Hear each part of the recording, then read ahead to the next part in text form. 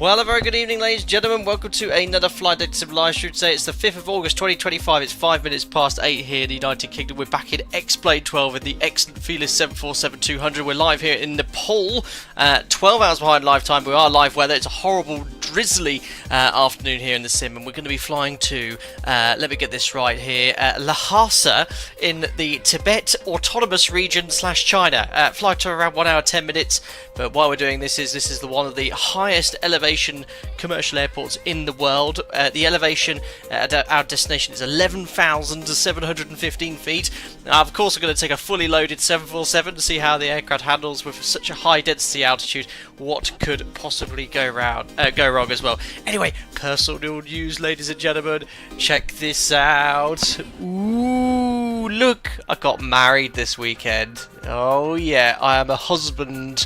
Yeah, it's been a fantastic weekend as well. Can't believe it ever in my life, but we had a wonderful time, and we are just chilling out at home. We've got some annual leave at the moment as well, but we are going to have a honeymoon in a couple of years' time. But obviously we've had a daughter recently, so it's been a very busy year, which essentially culminated in the wedding this weekend as well. But back to the 747 today. Oh, thanks guys. I'll try and say thanks to as many people as possible in chat here, but it's lovely to be streaming here today with you guys. Here, who we got here in chat then? We have Simba back to Digger World for a mini break though, right? Yeah, I'd love to. Hope you're doing well, buddy. Alan Jensen, congrats. Cheers, Domino Senior as well. We got Airman Rick, Captain Chloe Craig H. Hope you're doing well. Josiah Plays as well. Notski, also made congratulations to you both. Thank you very much, buddy. Tamango Spitfire RAF 100. My goodness, very kind of all you to say. Thank you very much. He was here chatting whilst I was doing in the intro here as well. Captain Chloe, I've never flown the Felis, but was thinking of getting it. Not sure I'm any good without my magenta line though. Oh, yes, it is old school, that's for sure here. There's a very generous donation coming in there from DJS 4000. Thanks for 10 euros, buddy. First, here's some dough. Make sure to give 50% to the wife now. Oh no, thankfully she's downstairs. Hope she didn't hear that. Thank you very much. That's very generous of you, DJS 4000. Indeed, very, very kind at all. No need to do anything like that, guys, but thank you for your generosity. Flight decks to Married Man. Brilliant. Thank you very much, Powerplay. Someone without a username saying congratulations. Thank you very much. What was your honeymoon? Took a 747 to Lhasa. Yeah, that's what I did virtually. Now, those of you who are probably not aware, so all the members will be knowing this because I've been having massive issues in X-Plane 12. In fact, I was meant to do my members group flight just over a week ago, and I've had issues with X-Plane just not opening up. It just wouldn't launch. It was very sporadic. Sometimes it would launch when you started a flight, otherwise it would hang indefinitely. Yesterday I did a full reinstall of the sim, so I deleted it, all of the settings, all of the preferences, and all the bindings as well. Well, the bindings I say, but I reloaded the sim, and I'm pleased to announce I have fixed the issue. I tried to fix my original install, but it took a lot of time, about 5 or 6 hours of work. Unfortunately, I did a test sector earlier to make sure it was all working. That worked fine, but unfortunately, I hadn't set up Xpilot, and I had actually deleted the Xpilot preferences file, or in the preferences file, or the plugin admin. So that means, unfortunately, I tried to get it up and running before the stream earlier, so I had to quit X-Plane, download X-Pilot, then I was like, right, let's go, log on to that's it. But then you've got to reconfigure your CSLs and all your model matching. I just didn't have time to get it started. So if you were planning on joining me this evening on VATSIM, I do apologise for not being online today, unless I was going to delete the stream, delay the stream for another 30 minutes or so. So that's, unfortunately, that's why we're offline. But I am pleased to announce, having done a clean install, the load time is so much quicker. I literally launch X-Plane, it takes 10 seconds to get to the menu. Start flight here, it took a minute to load in, whereas previously it was indefinite, or at least 15 minutes. So whatever was going on in the background has been removed and fixed. Anyway, of course, we're flying Alpaca Airways today, the beautiful classic livery. We've got a little bit of a black paint on the nose job. We'll show you where we're going as well. But yeah, it's going to be quite a challenge going into Lhasa. For two reasons. One, not only is it incredibly high altitude, two, there's no METAR available at this airport in real life, and X-Plane is giving it some interesting weather conditions.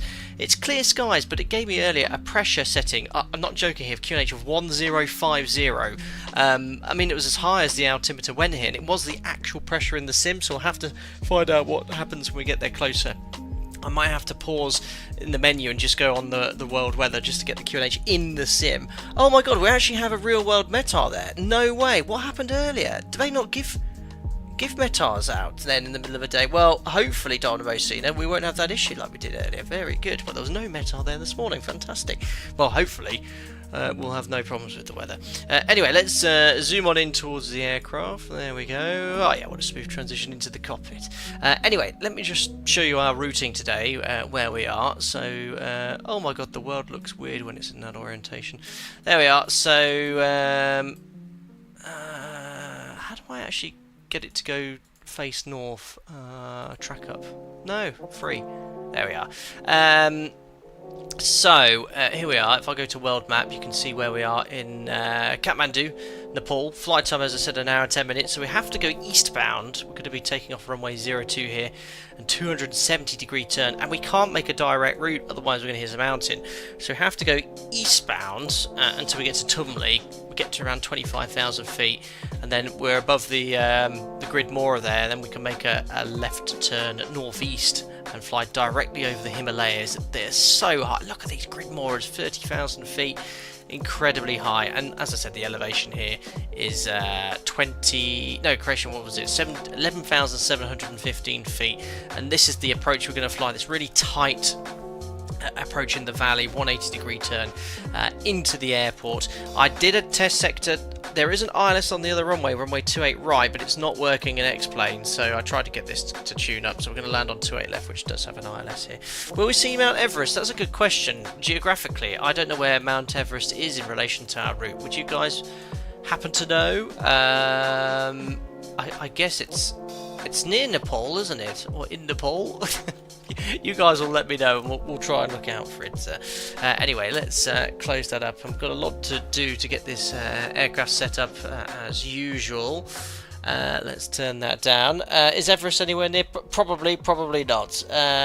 Geez, we're in the middle of nowhere. Yeah, this airport here in Tibet, we're going to Lhasa, is in the middle of nowhere. But it is quite a busy airport. They have lots of flights into and out of China on a daily basis. They get millions of passengers a year, so it's busy enough. Anyway, let's get some power onto this aircraft, which is over here on the engineers panel. So battery can come on. We'll get the external power connected, 1 and 2, and we'll get the standby power switch to the normal position. So I preloaded the aircraft before the start of the stream, so it's a full load of passengers, 25% cargo. I always take the same weight every time I fly the Felis 742. The reason is it's the heaviest sort of preset I can take.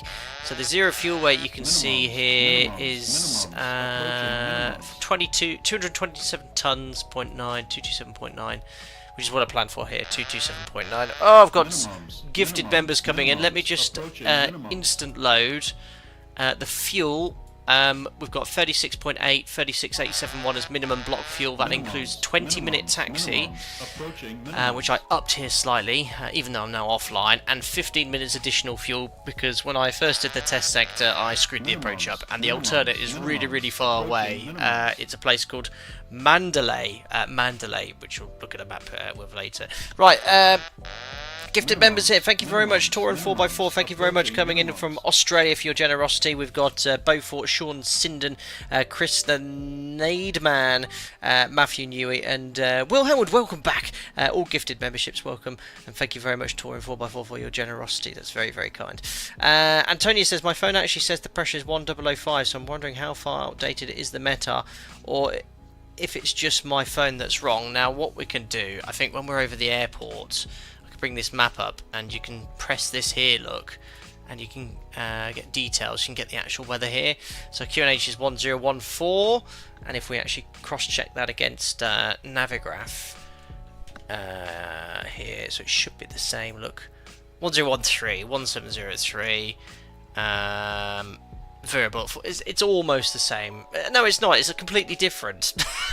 Why is that differing so much as to what Navigraph METAR is? 14 minutes ago. Temperature 20. Oh, it's close enough. It's within 1 degree, but the clouds are nowhere near what the actual METAR is. Interesting. Yeah, we'll just have to see what the actual weather was when we get there.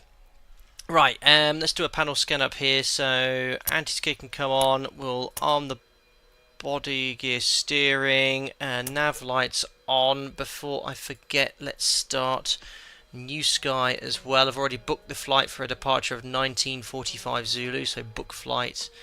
Oh no, my flights, I've already pre-booked it. Start flight, there we are. So that's alive. Carry on here with our panel scan. Let me just get rid of Navigraph here as well for you guys. There we go. Emergency exit lights we can arm. We'll put the INS to standby. No smoking, seatbelt sign on. I need to actually load the cargo and fuel. Forgot to do that. So fast load. No, what is it? It's under payload. There we are. So use load sheet data. Board, instant board and load. There we are. So we've got all the fuel, passengers, cargo, and we can verify that here. We asked for. Oh no, we didn't. There we are, 36.8, that is the correct amount of fuel on board, so we're all done there. So seatbelt, no smoking sign on, we can press 1 to do... Ladies and gentlemen, this is your captain speaking. Do a boarding PA. Crew, welcome aboard the Boeing 747 Classic. We will depart shortly after we have our clearance and the cabin crew is finished with their preparations. For now, I wish you a pleasant flight, and I will be back during the flight with further flight information. There you go, done my PA, so window heat can come on. Lighting's all configured. As mentioned, we're flying 12 hours behind live time. Navigraph, yes, sorry, Douglas, it has been removed. Oh, the Nomim waypoint is basically over Everest, said Rob Hart. I'll have a look at that en route there. Sim Captain Mike, good afternoon from Baltimore. Thank you very much. Good afternoon to you. Thank you very much for tuning in. Right, heading and courses on the MCP are pretty much set. I set them up before the start of the stream. We'll do the performance calculations here later. We'll do the instrument warning comparator test, max ind reset, can't remember what that is. EGPWS test, rudder ratio test is complete. QNH then, yeah, that was from my test sector 1043 because that was what the weather was at destination, but we'll set the QNH now of 1013 here in Kathmandu, and 1013 set on the standby altimeter. We'll just hide the yoke now for convenience. Good, I've set the VORs and the courses and the runway QDM before the start of the stream for our departure, which I'll brief shortly. And that's pretty much everything set there. Down here, got the weather radar to standby, +5 on the tilt. And that's pretty much all configured. You can get your nav aid idents as well if you wanted to. This is for the Kathmandu VOR. So Kilo Tango Mike, I heard dash dash at the end for Mike, so there we are. Well, it's 50 kilometres east, but you'll definitely see it. Oh, awesome. We'll have a good look out for Everest. It's nice to be in a different part of the world. Right, good. So we've got the nav aid. Let's now configure the engineers panel. So we'll start the APU. So wait until the APU door is opened. My kid always loves seeing you flying the Classic. I love flying the Classic. There was only one aircraft I wanted to take today. Right, starting the APU. You should probably do a squib and fire test of the APU before you start it. So there we are. That's all checked. APU is currently powering the aircraft. IDG is all configured. We've got plenty of oil. All quantity on all 4 engines is good. Topped up before the start of the stream. Galley power can come on. Galley lav fan on. Chillers on. AC power and DC power is all good and checked. There we are. Trim air will open. Packs will leave in the auto position. Humidifier on. Recirc fans can come on. Gasper, I usually leave off because it's annoying. There we are. And I think the APU starters will put the APU bleed on. And we can now put the packs on as well, so we get some nice conditioned air into the cabin. There we are. So that's all set. So you can see the aircraft's warming up. I think it's quite cool here at the moment. Yeah, there we are. 35,000 feet. Our planned cruise. You put it 1,000 feet above. Auto. Pressurization mode selector will leave in the auto position. Fuel pumps on for all the tanks containing fuel. No fuel in the centre tank, and the reserve fuel we'll use at top of descent. Okay, squib bottles are checked. After cargo heat to normal. I think there's a way of doing all the tests. There we are. Fire test and fault test complete on the engines. Hydraulics will power up the ADPs prior to pushback. That's all configured here. Fuel jettison panel is closed. Okay, I think I've pretty much configured everything here on the aircraft. I just need to do the INS now. So let's go here to shift 3 and put in our present position. So we are in Kathmandu, wide body stand. I think it was number 4. So let's zoom on in here. Yeah, we're on stand number 4. So let's go here, taxi. Parking stands, look for number 4, there we are. So right over top there, there's our coordinates. So what we're going to do is move this to position, put in our position, north, oops, don't put that one, north 27, 41.9, insert east 085, 21.5. One day I will use this FMC in here, the LTN, but I just know INS, so I like using it. Right, insert. I forgot to put remote, but what I'll quickly do actually, instead of doing it all 3 times, I'll go here to INS and just insert present position. There we are. So that'll insert present position for all 3 INSs. And we now select remote 1, 2, 3, and we can start the alignment process. So align, align, align. There we are. So let's now load in our INS. So our routing is as follows. It's a conventional SID. So we're going to put Kimti as our first INS waypoint, then Tumli, then Nonim. Skip out Olga because it's the same track to Roma Kilo Zulu, and then we're going to put the VOR here in the airfield, or the airport itself, for the INS for our 5th waypoint. So 5 in total. And if I go here to SimBrief OFP, you can see I've ringed it before the start of the stream. So, waypoint, rotate number 1, Kimti first, north 27, 29, 8, insert east 086, 161, insert, there we are, and because remote's on, it should copy the waypoints onto every single INS. There we are, perfect.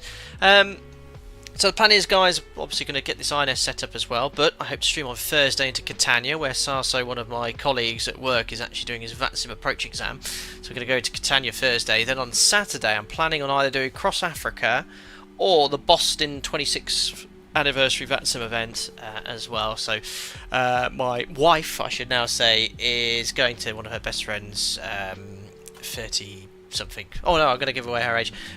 Birthday party or something. So I've got the whole day to myself on Saturday, so I'm going to drop a stream in.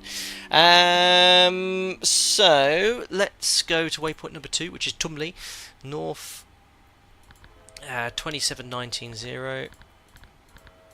Insert east 087117. Insert waypoint 3, Nonim, north 27500. Insert east 087260. There we are, that's number 3 done. SSG Scandi, have you changed your name? You've only been a member for 54 months, so I swear that's the first time I've seen your name in chat. Thanks, buddy. Hello from the shadows. Just got Microsoft Flight Sim 20 20 or 24, I'm not sure, for Flyby 320.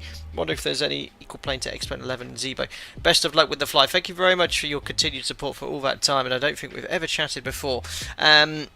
Yeah, the X-Plane Zebo mod is obviously one of my favourite add-ons in the 737, and it handles beautifully. For the Airbus in Microsoft Flight Sim, you've got the fly-by-wire, which is free, but the Phoenix A320, it's worth investing £50 because it is an amazing add-on, especially with the big Phoenix update they did last week, and we flew it last week. In fact, it was our last stream. I loved that, so definitely think about investing that. Mr. Scandi, thank you very much for your continued support for that whole time, buddy, even though we've never spoke before. Thanks.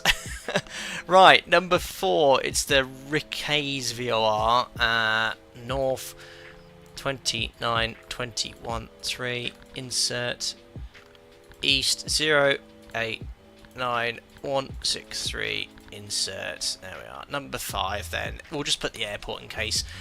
All goes to you know what, and I can't find the airport, so I've put it on INS's backup. 29178, just above the mountains either side. East 090547, insert. There we are. So if I go hit STS, so that alignment's almost complete.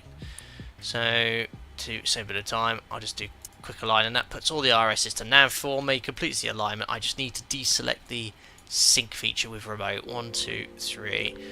I'll leave that set to distance and time, so 50 miles to the first waypoint. Obviously we're not travelling, so the time is infinite. There we go, perfect. So INS is done. We'll run some checklists, and then we'll do a bit of a taxi and SID briefing. Steve M, now married and already looking forward to a day to yourself. You really are married, aren't you? Oh yeah, I suppose. But we have obviously with our daughter now just coming over, 4 months old. It's hard work. It's hard work, as most of you know as fathers and parents. And we're very lucky. We think our daughter seems to be doing incredibly well. Put it this way: we're now going through the night with only 1 feed, so we'll go to bed between sort of 8 and 11 with a feed, and then she'll go to around 4 to 6 in the morning now. It's incredible. I don't know what we've done or how. I think it's because you probably know me quite well from my voice. I'm very calm, as is my wife Jo, and we're just zen, and all's going really well here.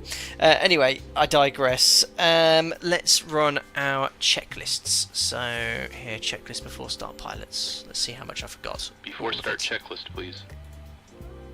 Gear lever and lights. Just been hit Down by a and fuel check. truck. Brakes. Parked. Start levers. Off. Radios. On and check. Josiah plays Flight Saturday. control, Sounds like a good hydraulic time for Dallas to Boston. I might do 2 On. sectors, and I'll get the I'll get the Fly Tampa Cena and use Check Microsoft and Flight nav. Sim. But what aircraft should I check? Compasses. A320 or the iFly? Slaved. Yeah, the iFly works in 2024 Window now. heat. On. Seatbelts and no smoking. Scandi, but the question was more of a 737 in Microsoft Flight Sim Emergency 2020. lights. The PMDG 737 is Armed. very, very good in Exterior 2020. lights. Check. Flight I instruments. like how the Zebo handles Check. personally and Altimeters and explain that, clocks. but it handles quite well. 1013. Set and cross check. It's all down Radio here. INS switches. It's all downhill from the word marriage, says Toro for Radio. Roger. Radar and transponder. Standby. Indicator lights. Check. Engine and wing anti-ice. Off. Steve, calm parents can't Stall child for warning. sure, plus a large amount of luck, of course. But Check. seriously, slow glad you're doing Mach this. airspeed warning. Cheers, buddy. Check. That's very kind, Steve. Thank Auto you. brakes. Check and Life off. is good. Body gear steering. Tell you what, I was so nervous on Arm. the morning of my wedding. Anti-skid. Just the ceremony and On. the speech. Autopilot and I'll flight director. put my hands up. I did cry when I Check saw and Joe. off. Takeoff warning. I was like, Hold on. my best man was like, don't do it, don't look, and I did it. He had to pass me a tissue. Anyway, take off warning. There was a hold on. Check. There we are. Auto flight Did a bit of annunciators. WD-40 on my thrust levers, I Check. think. GPWS. Yeah. Check. Instrument warning. Check. Flight director computer selectors. Check. Instrument source selectors. Didn't forget a thing. Normal. Reserve brake valve. Waiting for a dab. Cheers, Antonio. Closed. My goodness, Carl, that's incredibly generous. Static Flip in, selectors. heck, buddy. Thank you. Normal. Oxygen mask and regulator. $50. Just a few Check bob for and the emergency kitty air. off. Mind how you go. Best of luck on the flight. Smile. Very, very kind, Cole. Thank you very much for your generosity. Incredible generosity. It's don't know where to even say with that, but yeah, we'll put that into the wedding kitty. Thank you very much indeed, and best of luck with the flight. I'll need it, Carl. We'll talk about density attitude later. And Carl, obviously, Carl I actually spoke with quite recently. A lot of flying experience as well, and an ex-Air Force pilot in the US. Was it F-18s you flew, Cole? Amazing. So thank you very much for your generosity, buddy. Right, pressurise the hydraulic system. So I'll just put these on auto briefly. Brake pressure. Check. Stabilizer trim. Check and on. Rudder and aileron trim. Perfect. Check. Checklist completed. So I must always put that in the nose down position. We need to do our takeoff performance as well. So we'll just deselect the ADPs because I think these overheat if you leave them on too long on the ground.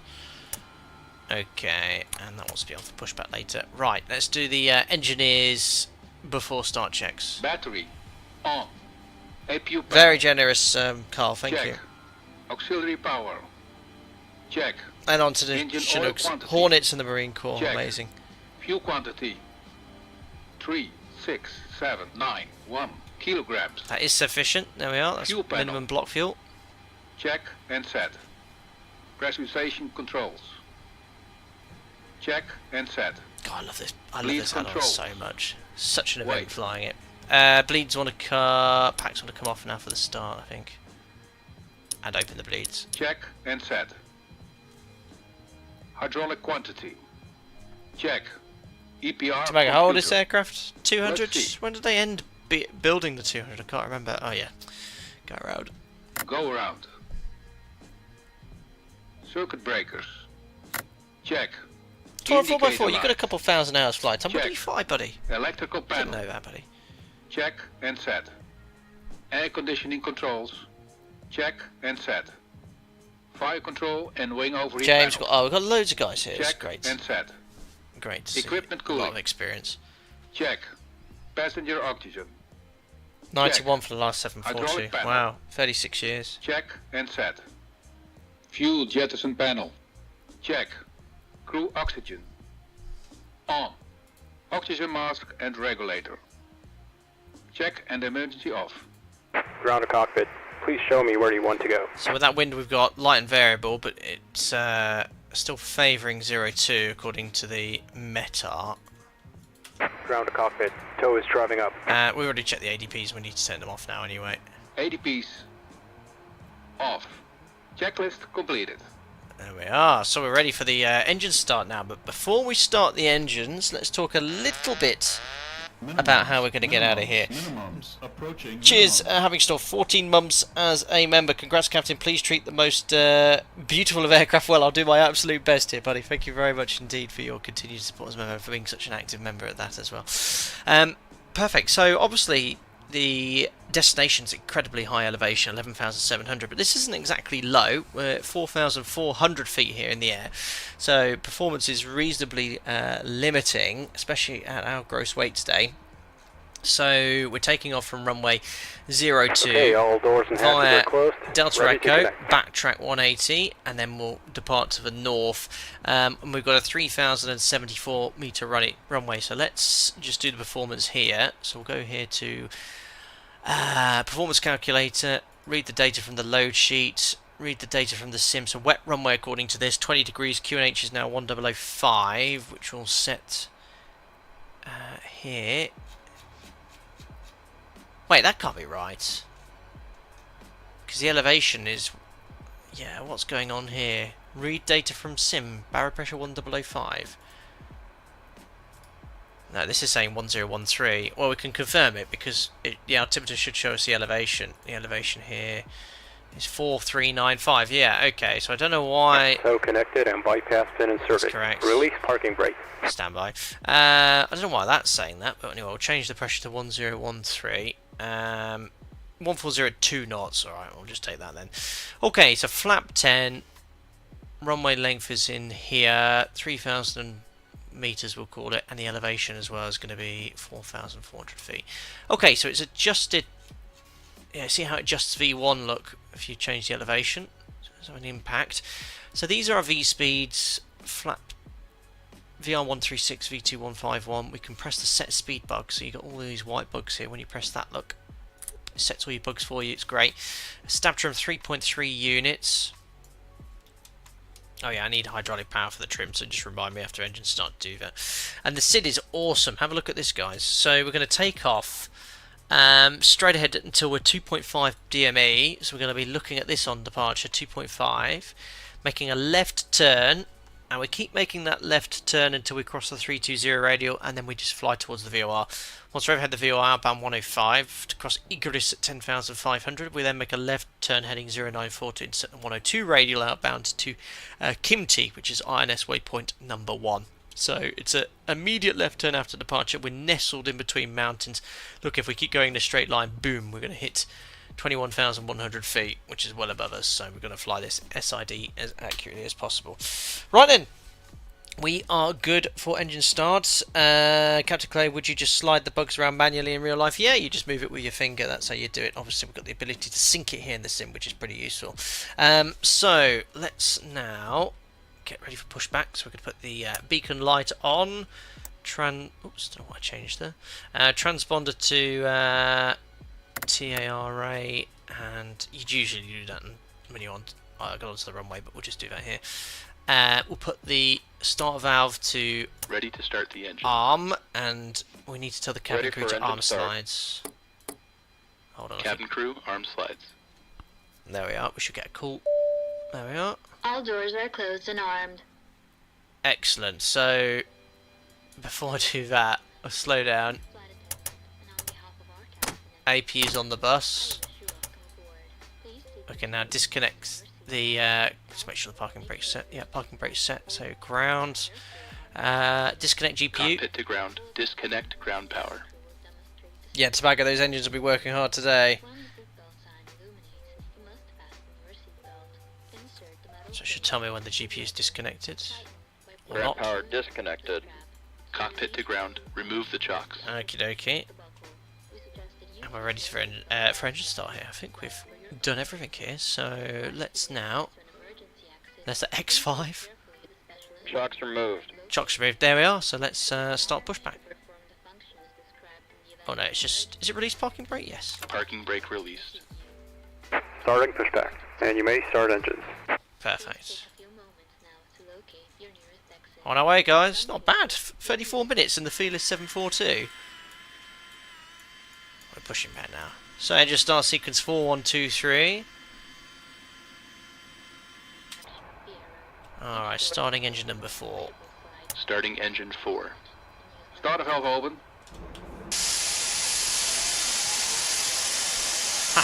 It's just such an event.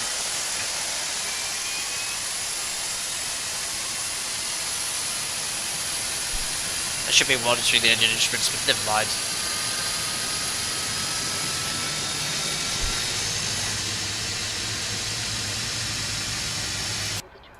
Alright, N2 should be above 20%. It's at max motoring, so fuel coming on. Fuel on.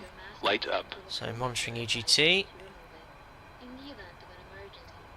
Now slowly increasing. I guess it bottoms out. Well, they're very hot engines. Engines weren't running at the start of the stream, but there we are. We've got EGT increasing. M1. EPR.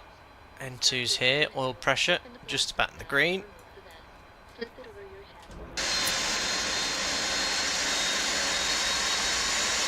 Good start on engine 4. Alright, starting engine number 1. Starting engine 1. Engine stabilized. Starter valve open. There we are. Let's try and scan the instruments on this one. So N2. Oil pressure. 20% and 2. And M1 rotation as well. Fuel coming on. Fuel on.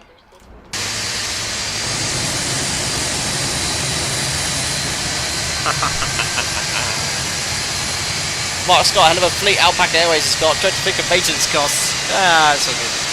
What maintenance?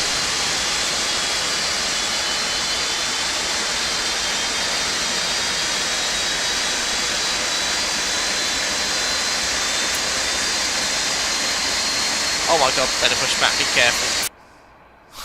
So quiet up here in the front. Right, starting engine number 2.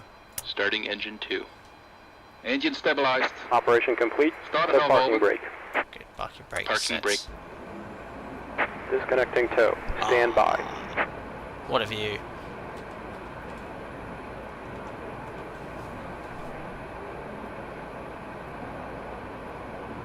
Brendan, when would you use the cutoff switch to rich? I think it's when it's cold. I think when it's below freezing.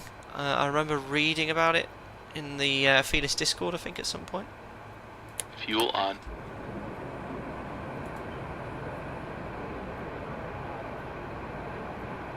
There we go, see it. Consultant engine number 2. Tamaga, these are Pratt & Whitney guys, CF6s? I think so, yeah.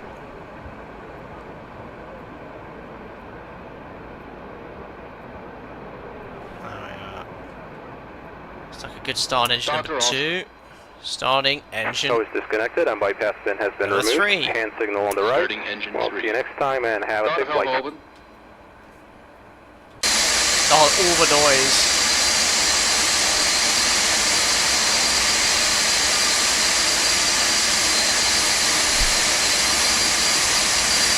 Oh, they're not 20% CF6s. and 2. JT9s, sorry. Not an engine expert. Fuel on. Light.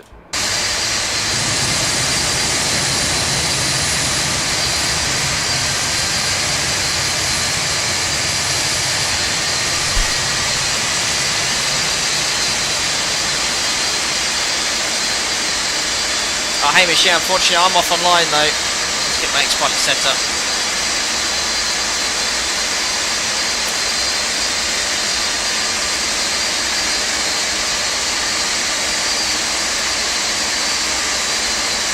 Beautiful. And silence, right. Engine stabilized. 4 good starts, so we can put the start valve to off.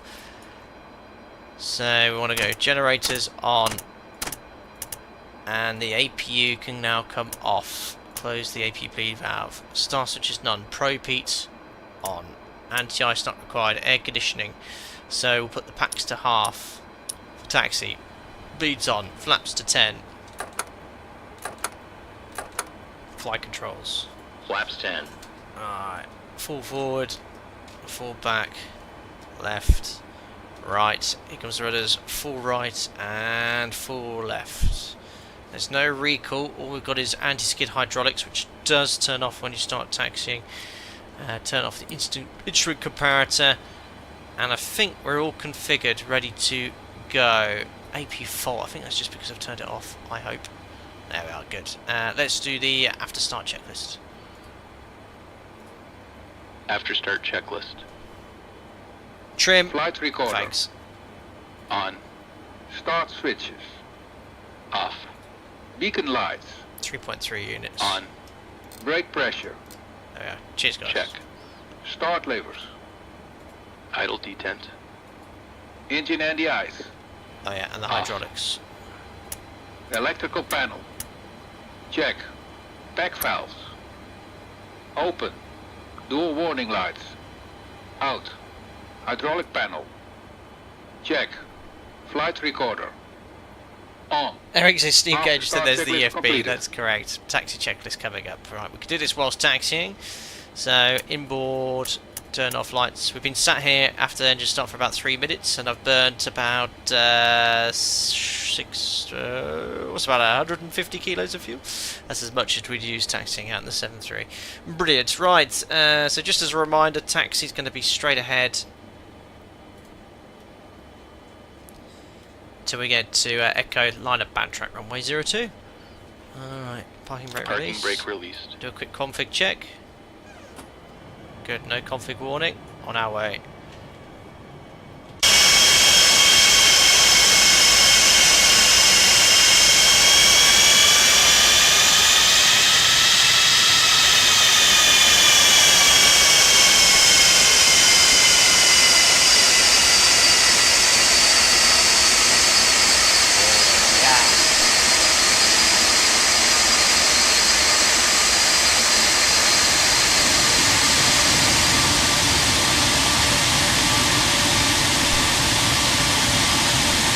super loud, I know.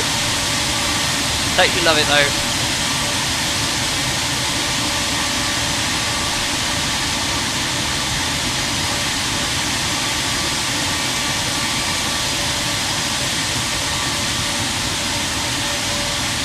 Ah, that's better.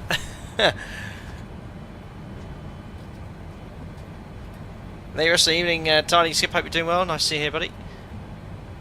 So we've got a ground speed here on the HSI. It's a little bit downhill here for runway 02.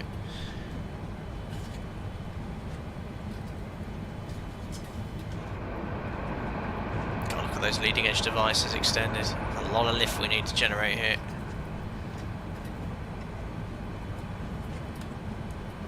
Right, just check the brakes. All good. Evening, Martin. Hope you're doing well. Alright, so offline, so we imagine we've been cleared to enter line at backtrack. So we'll pop the fixed landing lights on, strobes, and turn on the weather radar. Normal, and there we are, so no more, make sure we overshoot the line slightly. Obviously very large aircraft and high up here.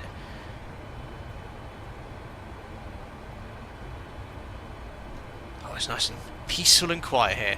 Only happens to be IMC in the Himalayas today, of course. An aircraft with no, no displays.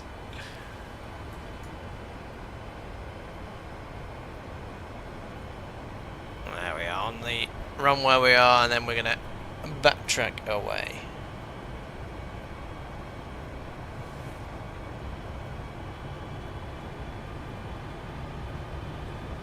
Awesome.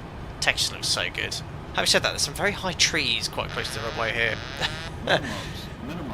Martin, thank you very much. A beer 63 months as a member, just over 5 years. Thank you very much. Aren't you missing all those lovely Airbus automations?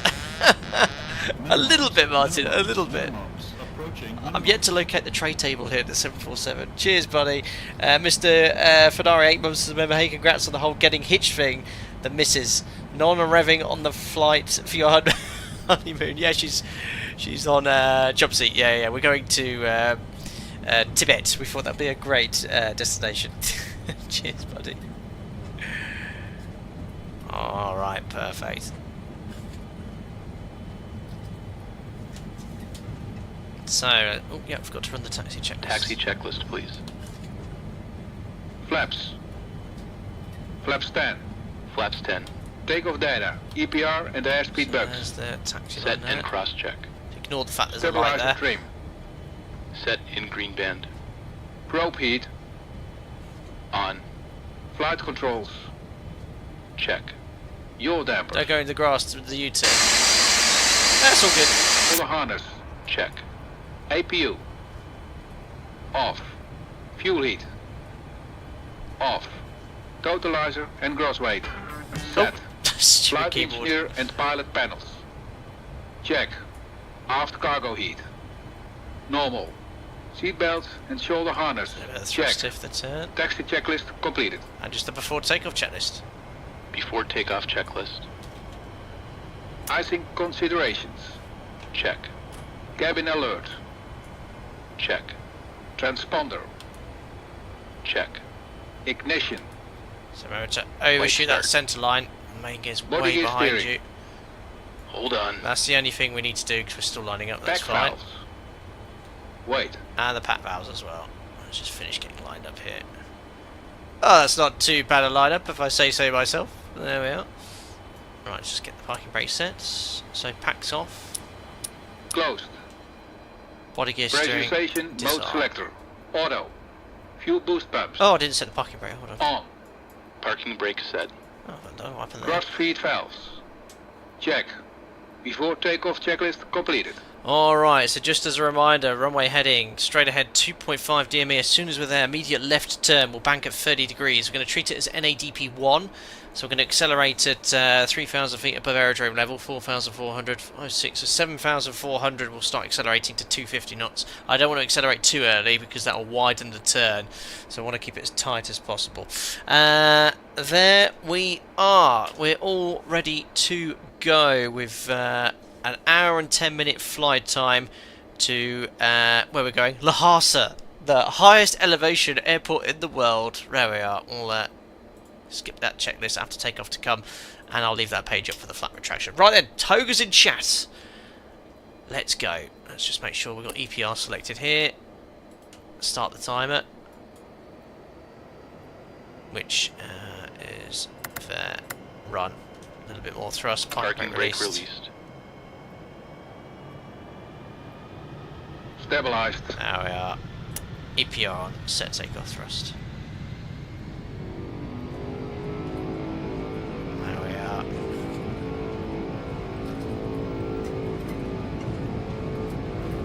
So 1.56 EPR thrust set.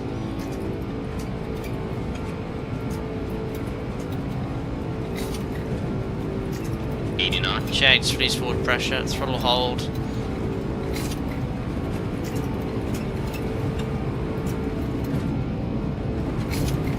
I think that's the nose wheel jumping up and explode again. V1. Hands off.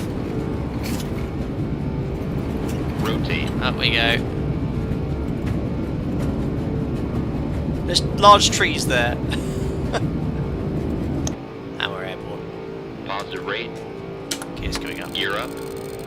And trim. So 2.5 DME coming up.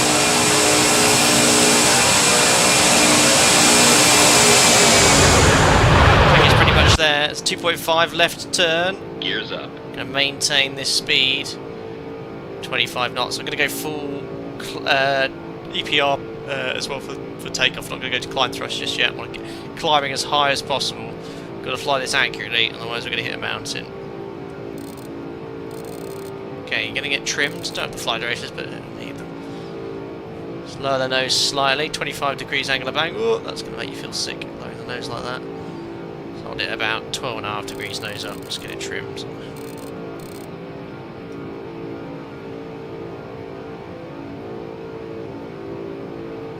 Okay. So we're at 7,300. We'll lower the nose and start accelerating to 250 knots.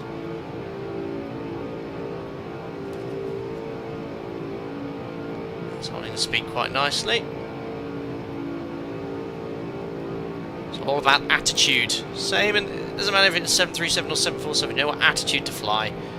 You know, the aircraft will give you what you want. So you just want it around 12.5 degrees.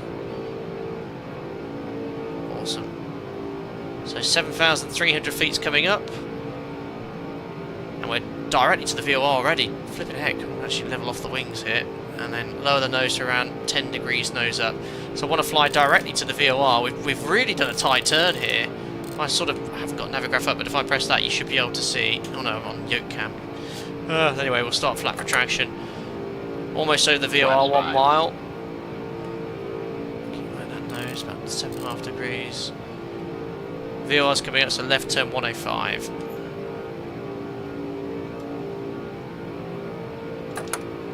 Retracting the flaps. Flaps 1. There's the VOR needle swinging round, so we're directly overhead.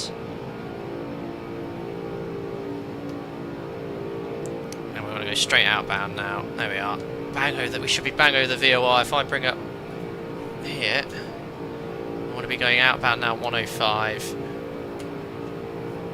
And flaps up. Flaps up. I hope they're not about to hit mountain. EPR to climb.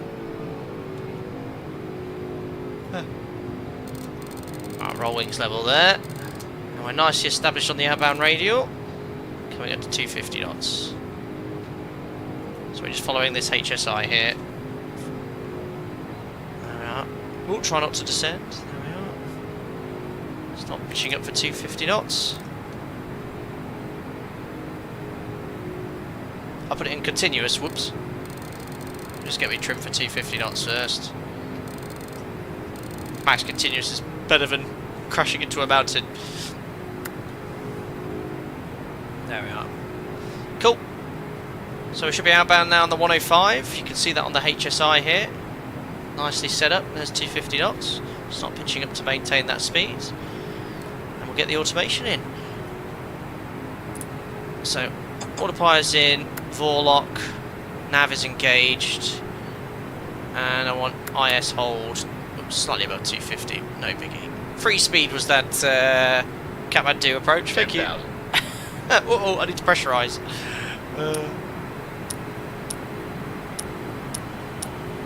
All good, all good. Gear off. There we are, after start. After takeoff checklist. Busy departure. After takeoff checklist. Gear lever. It's already above 10,500 Landing feet and for level line. egress. There we are. Hold on.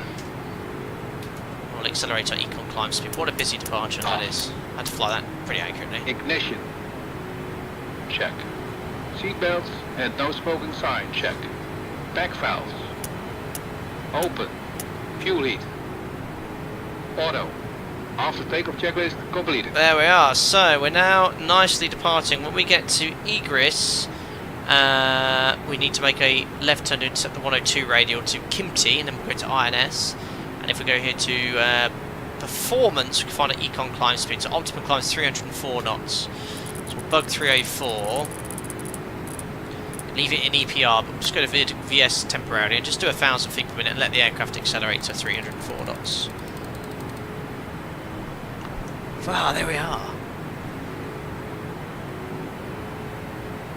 So we know when we're at egress, because it's a DME of 15, so 15 miles egress. If we look down here, 14.9, 15. And we can just simply update the course to 102. And the aircraft will make that left turn for you. Instead of having to go heading select, it will just intercept it straight away. And if you look off to your left hand side, there's the Himalayas, guys. Look at that for a view. Look at that. I mean, I know Explain gets a bit of a rap for graphics, but that looks pretty darn good to be. Off to the left hand side. I go out here, just turn the exterior sound down.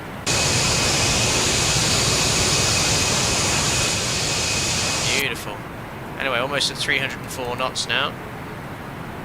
Airflow noise has increased. There's 304, so we just simply rotate to IS hold. So now the aircraft's pitching to maintain speed. And that is why we're on this easterly direction before making a left turn directly. Just look off to the left hand side. These are the highest mountains in the world. If we flew as the crow flies, we're going to hit a mountain. Awesome. Having installed, I was just testing everyone out, so there we are. Set standard now as well. It's already set. QNH was 1013. Awesome. Kabucha Plop 19 says those engines look so small compared to Neo engines on current jets. Can you imagine this plane with Neo-sized engines? This would be absolutely enormous. Yes. I mean, these are bigger than the engines are, obviously, like the Leap 1B on the 320s and the Leap series, sorry, on the 320s and 73s. They are massive. You can't stand in this, but obviously compared to the 777s, like G90s and stuff, these are smaller. No fancy FADEC on this. It's like hydro-mechanical, or all mechanical controls. Very clever. Craig, are we landing at Lukla? No. Are you using auto ortho or map enhancement? I'm doing manual ortho for XP Lord, down the task manually. Hello, Ali says, what specific systems and procedures in the Felis 747-200 mod do you feel are most accurately replicated from the real aircraft? Do you think it's worth getting the Felis 747? Why? Many questions. Now, don't forget, I've never flown the 747 Classic, know very little about it, but I think this has to be one of the best in-depth systems modelled aircraft possible. Jos, who is part of the team on Felis, who is an ex-747 engineer, had a lot of inputs in developing this aircraft. It's a busy plane, and I think most of it's all modelled there. Is it worth getting it? Absolutely. If you want to replicate, classic 747 ops, it's a superb add-on. So absolutely. What a view! Oh. Where was Mount Everest, by the way? Someone said we're getting within a few kilometres of it. I'll have to try and find it. Who we got there joining us a member? Captain Chloe, thank you very much indeed for your... I don't know what's happened there. There we are. Thank you very much, Captain Chloe, for your support. Welcome aboard as a member. Glad you enjoy the content. You get invited to our members-only Discord. I hope you enjoy the custom promotion chat as well. Thank you. Matthew, yeah, hope you're doing well, buddy. Nav simulation is outstanding. Has DME position updated from INS or Universal FMS simulated? Great little things to dig into. Absolutely. No, I love the INS. Talking about INS, actually, we can now route direct to Kimti, our first INS waypoint, which we're almost over anyway. So if I quickly go to... Actually, you know what? I'll fly over it manually, and then when we get past Kimti, we'll route direct to waypoint number 2, which is Tumli. It should sequence automatically, even though we're not on INS. What's the best... one of the best planes you can get in any sim, absolutely, Ruben. What's the ceiling of the 742? Very much dependent on your gross weight. Fully loaded, you're probably lucky to get 33,000 feet. Empty, probably 38, 39. Okay, we're passing 20,000 feet.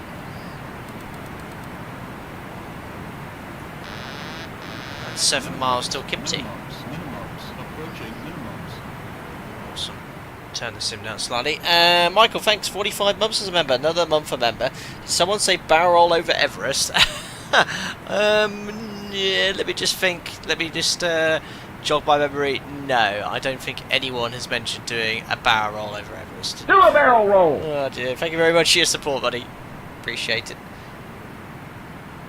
Ali, will you fly Fighter 777 anytime soon? Yeah, I think so. In fact, I might do an overnight long haul stream Friday night, guys, and I might fly into Boston in preparation for the Boston VATSIM event. In fact, general consensus, if anyone wants to join me, should I do across the Africa VATSIM event or the Boston Tea Party 26th anniversary event, where I think they're all in a hotel actually, with the ATC there.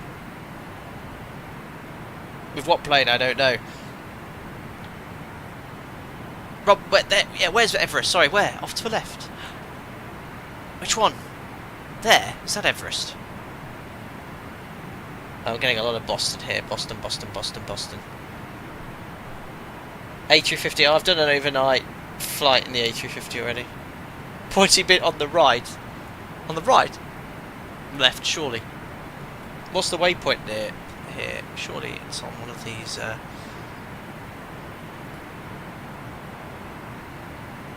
my goodness me! Look at this. Oh, I wouldn't know where I'm looking. Oh, the pointy bit where I said it was. Where was it? Extra pointy bit. They're all it's very pointy over here. Rip awareness. Yeah, high terrain to the left. I'm aware.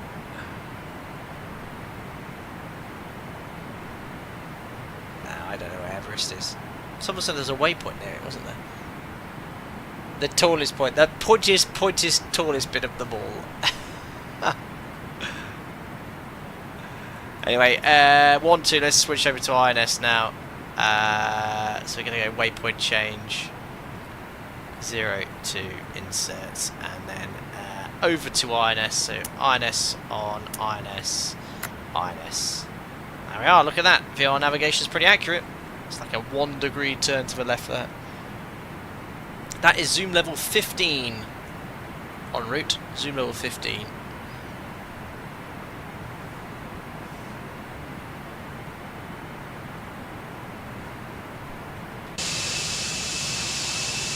Looking fresh.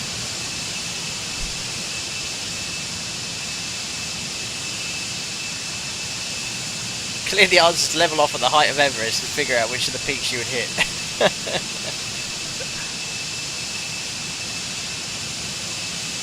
he's supposed to be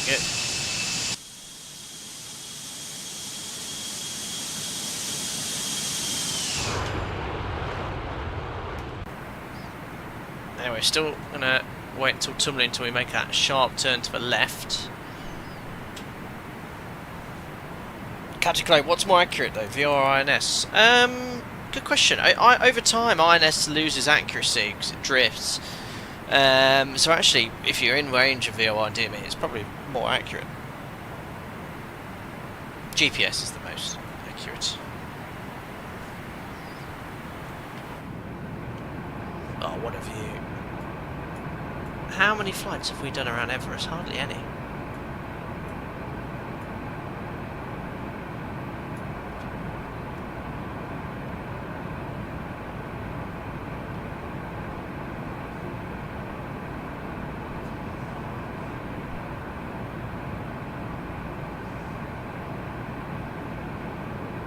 Superb.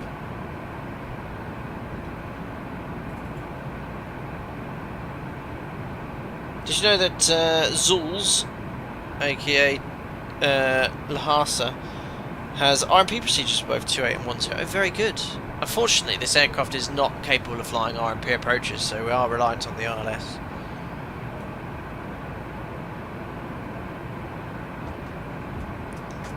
Michael, is there not a water bottle trick you can use in real life to figure out something you're flying towards? Is it the same altitude, or am I dreaming? It's a trick I've not heard of. Nice, Sasha, I hope you're doing well. After a long day at work, this flat tidying session is a lot more pleasurable with the stream in the background. Ah, thanks. Well, I couldn't think of anything worse.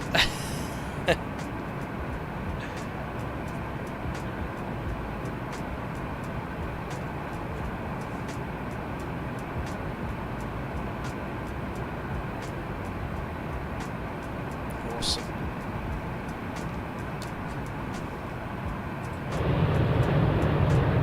Loud over there.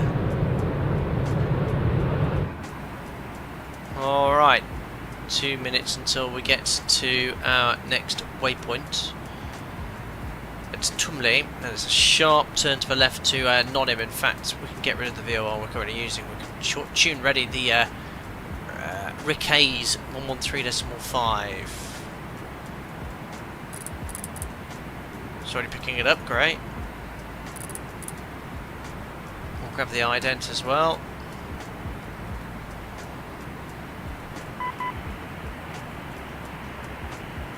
Unfortunately, if you zoom in, you can't get any clearer on the Morse. There we are. Excellent. Romeo Kilo Zulu identified.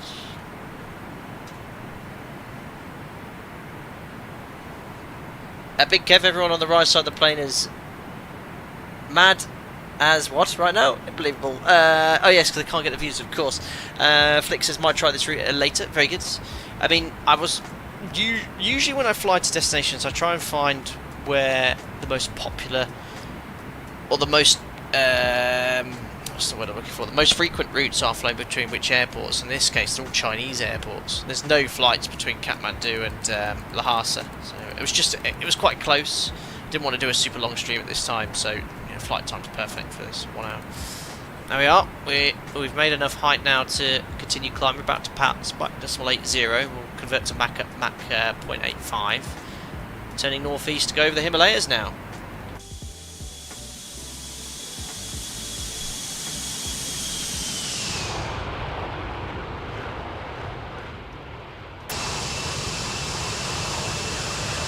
Ah, superb.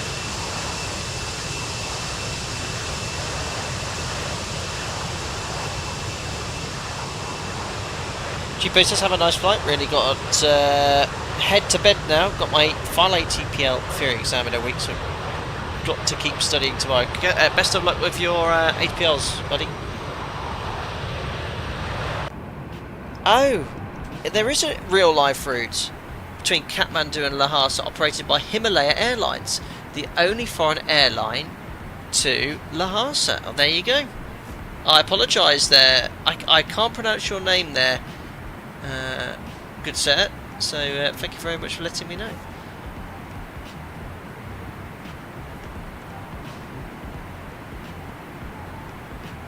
Anyway, inbound now to Nonim.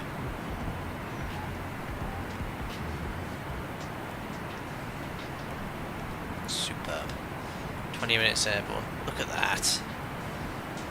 So I have very little experience flying over such high altitude parts of the world, the highest point obviously being the Alps in Europe, and it's not an issue. If you were to have a depressurization, you can simply route north or south and go below 10,000 feet quite quickly, or the Gridmore is not too high above the ground. But here, along the Himalayas, it's my understanding that don't know if there's any long haul pilots here. You need to have escape routes, so a long route if you were to have a depressurisation, where you'd level off and where you'd end up going. I have no experience on that, I'm afraid, but if anyone in chat wanted to enlighten me, feel free to do so.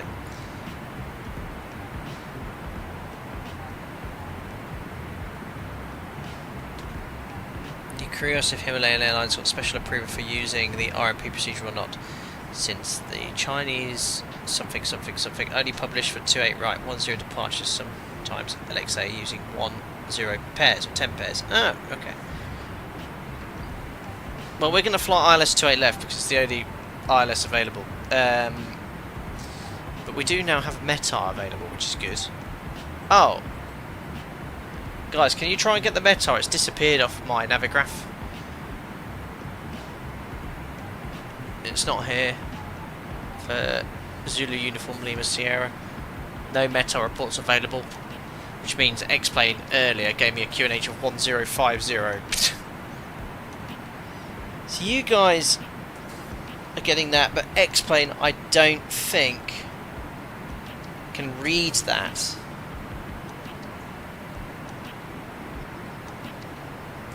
Yeah, X-Plane definitely can't read that. Also, it's not favouring runway 28. We won't have that for sure.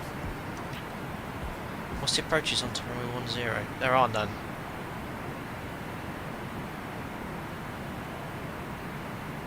And circle to land is not approved, obviously, because of the valley.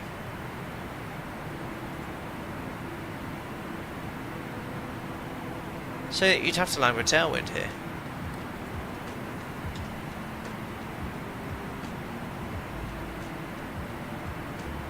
The Nightbot one is 2 weeks old, really? No way. Well, let's just... What we'll do is... We'll fly over the airport and you can use this map here to grab the METAR. A little bit too far out, can't drag, and that's what we'll have in X-Plane anyway. That's what we'll use. There we are. Overhead non-im, so now inbound to Romeo Kilo Zulu. 047 on the course. I mean, we're using INS, so it doesn't make any difference. And we're about to reach Mach 0.85, so I'll convert to Mach shortly. How do you open the X-Plane map? Control I. Although, is that an assigned one I've used? I'm not sure. Control I on my PC. Oh, look at those views. Very nice.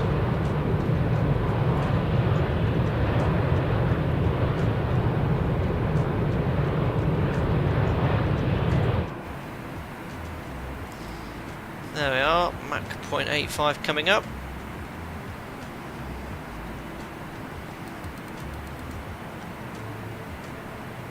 Come on.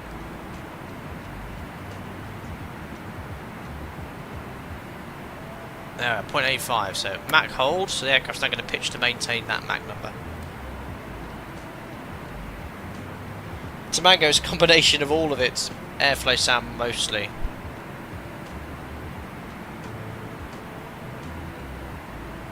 New again, Roger, 28 right for landing. I thought they'd use 28 right in reality, however we have a slight issue in X-Plane. The ILS on 28 right isn't available, so on approach here, your tune this frequency doesn't work. There's no 1087 in X-Plane, I don't know why. It does however have ILS on 28 left, so we are going to land non-standard runway 28 left today.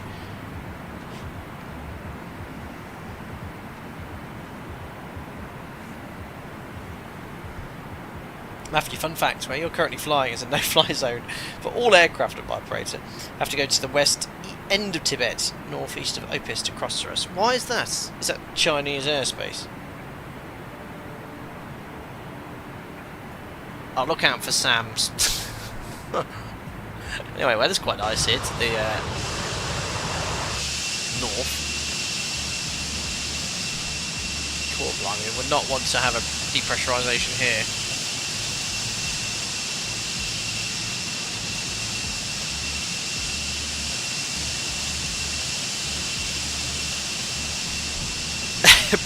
Prep the flares, prep the... is it chaff? Chaff. No turbulence over the mountain range. No, very smooth here today. What's the wind? Yeah, 23 knots. It's very nice over the Himalayas this evening.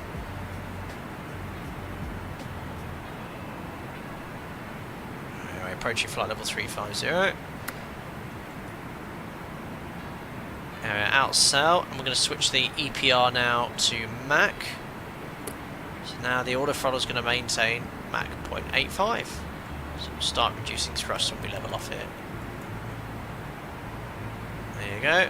So it's slowly moving backwards. We've made it to the cruise. There we are. Well, we won't be here very long, guys.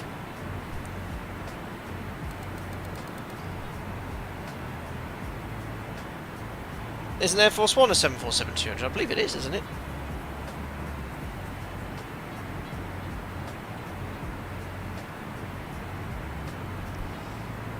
Mr. Truong, I do have access to Chinese air stuff.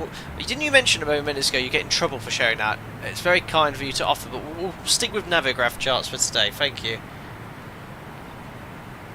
Soft start. Chaff is what you would use, not flares. That's because the missile is radar guided. Flares are useless in most scenarios. Roger.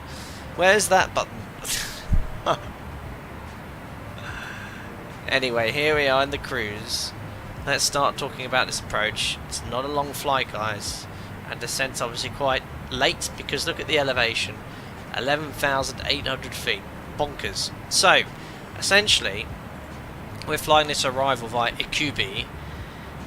Which if I overlay on the en route chart is via the Roma Kilo Zulu VOR. So we're going to fly outbound on the 092 to Ikubi and then inbound to Lhasa. And here we obviously have information regarding the airport.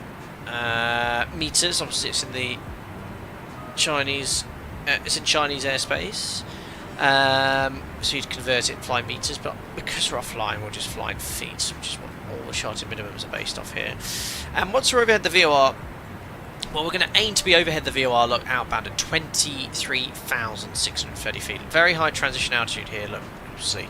Of course, take that into account. You don't want to be on standard flying procedural approaches. You've got to be on the local altimetry setting. So we'll go outbound 24,000 feet. Now we're at 35,000 feet, so we only need to lose 11,000 feet to be overhead the VOR. So how many miles before the VOR do I roughly want to start descent? Ladies and gentlemen, chat. See if you've learned anything from all my streams. Roughly. Probably do it a little bit earlier because I want to be established level at 24,000 feet, nice and early, before a sort of continuous descent. Yeah, Alan Jensen, 35 will work nicely. 33 exactly, but I think 35, maybe even 40 miles before. But you've got it, Craig. 3 times height 11, 33 miles. So 35, great. Let's fly that sim quiz. Once we're there, we fly outbound 101 until 20 DME. So we actually get really far away from the airport here, look. Because obviously the VOR is located to the east of the airport. And then another 20 miles outbound. And we can step down to 18,600 feet. Once we're there, we're going to make a left turn, a tight left turn, to intercept the localizer. Now, because of our altitude, I want to bring my speed back as much as possible, but obviously not too low of an indicated airspeed to cause issues with the density altitude. So, we'll probably bring the speed back to around, work out what the upspeed is, 10 knots above the upspeed, and do a nice tight turn. And then on my test sector, even though I was at 210 knots, I overshot this quite a bit. So we'll do our best. I might disconnect and tighten that turn. Essentially, we're going to establish on the localizer. However, with the range of the localizer and glide slope and X-plane being limited, we'll initially set a radial of 269, well, to fly inbound on the reciprocal, the course of 269 to fly inbound on the reciprocal. And then once the ILS is active, we'll intercept it. So once we're at 20 DME, we can step down from 18,600 to 17,600. So it's just another 1,000 feet on this turn, but we're going to be nice and level, nice and early, and then we're going to go from there. Now, once we're intercepted on the glide slope, speed management, you've got to be really careful with. Our ground speed is going to be considerably higher because of the density altitude. So I don't know what it is going to be today, but flying an indicated airspeed on final of about 150 knots, and ground speed is probably going to be 180 because the air's a lot less dead. So performance-wise, we're going to use max reverse. This is where I think you want to have a lower flap setting, primarily for go-around performance, as opposed to a higher flap setting. So I'm going to probably use flap 25 today and go from there. But yeah, it's a standard procedural approach, teardrop, turn, but obviously we've just added 10,000 feet above what we'd usually do it at. We just need to be very, very careful here with performance. So, tuning VORs wise, we'll get Lhasa on the FO side now, 13.1. We might pick it up from now anyway. Yeah, we're actually picking up, look, 146 miles. Remember, when this says 33 miles, in about 110 miles time, we'll start our descent. But now we need to do our performance. So as already discussed, usually I've learned they land on 28 right, but we're going to have to use 28 left. But it's a lovely long runway to allow for that performance, 4,000 metres. I'll catch up with you guys here in chat in a second. So we've got plenty of runway here, and if we can, we'll vacate Alpha 4. If not, we'll take one of the 90-degree turns. So let's go here to landing performance. Read the data from the load sheet. So landing weight will be 251 tons. I've updated it all before. What's this? Cabin ready. Oh. Yeah, we'll let them out. I think they're ready for service, I guess. What was I going to do? That's thrown me. Yes, landing weight. So right now, our gross weight is 255 tons. Landing weight is going to be about 251. So we're below the max landing weight by about... let's have a look here. 285, so about 30 tons below max landing weight. Put in all the information, so 4,000 metres, elevation 11,800.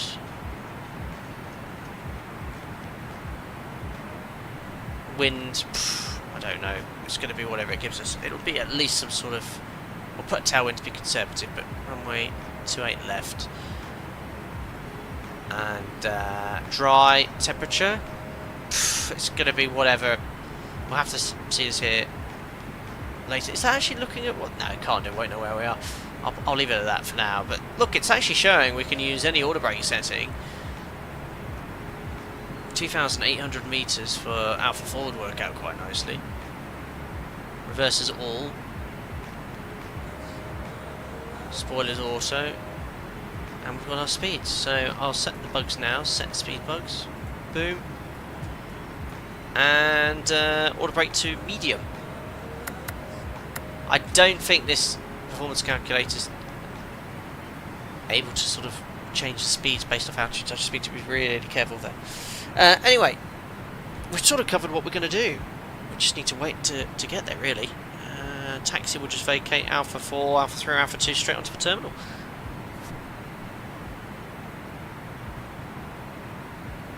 Captain Clay, that poor flight attendant was waiting for ages at the intercom. Yes, never called.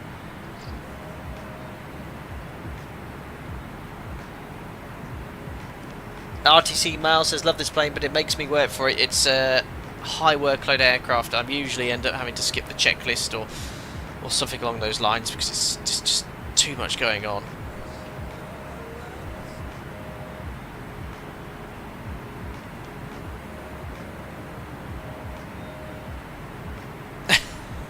So Star, I think your question's been answered. I've seen it up above.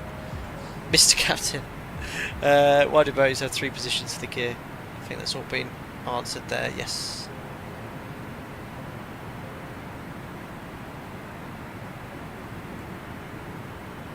Yes, for your information, let the passengers smoke. I know, it's good. Alpaca Airways, light up. Awesome. Well, it's beautiful here in the sim, at least.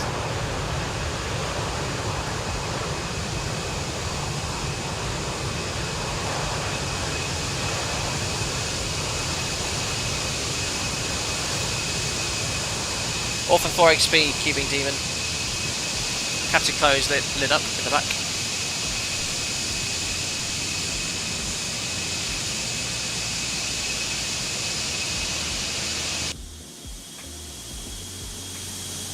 I'm glad I got my X-plane fixed, guys. God, that was frustrating having that issue. So yeah, if you ever have issues with X-Plane load times, clear out your preferences folder. That will fix it. Having said that, I've got a... Don't almost seen. I might have a quick word with you. You're still using X-Plane, aren't you? Might have to get you to ping over some X-Pilot, the CSLs with all the alpaca ones. Otherwise, it's going to take me ages to download them all. I completely forgot to copy that across when I reloaded X-Plane. All the libraries I forgot to copy across as well. CSLs would have been useful. Kanaka, you do not want to have an engine failure. I'll DM you after the stream, Dawn. Cheers, buddy. Tomago, I heard the upper deck of the 747 is quite noisy. Is that true? No idea. I don't know how well that's simulated. Cabin here is very basic. It has a cabin. Can't really see there yet. The textures are very old school. But some people are quite happy with that. The external model is very nice.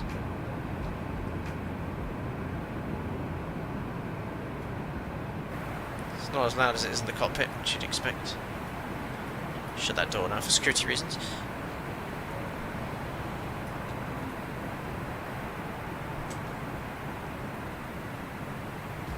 Awesome. Pay attention to LXA MVA. You have to use local QNH regarding the transition level. Roger. However, X-Plane... I don't know if I can see it yet. Still a bit too far out, but hopefully I'll soon be able to... Oh no, look, let's see what... Right, here we go. So the weather in X-Plane is... Look, it's still doing... It did this on the test sector. Local QNH is 1051. It's not. But that's what it was in the sim. I can't even set that on the altimeter. It's 1050, I think, is the maximum. So in X-Plane, it's this. It's not anywhere near that. How it's fetched that QNH, I have no idea. But anyway, look, that's what it is. I have to set 1051. Maybe 1051's QFE. No, it's definitely not QFE.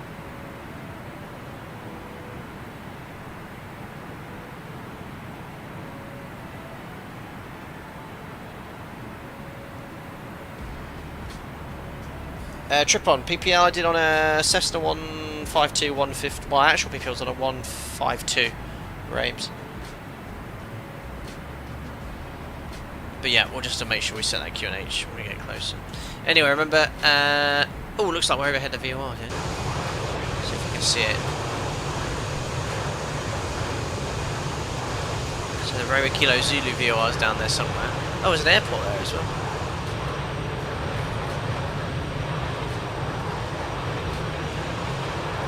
There's quite a lot of life down there. In Microsoft Flight Sim, I just press the magic B button. Absolutely. Since you're doing the workload of 3 people, don't forget the landing gear today.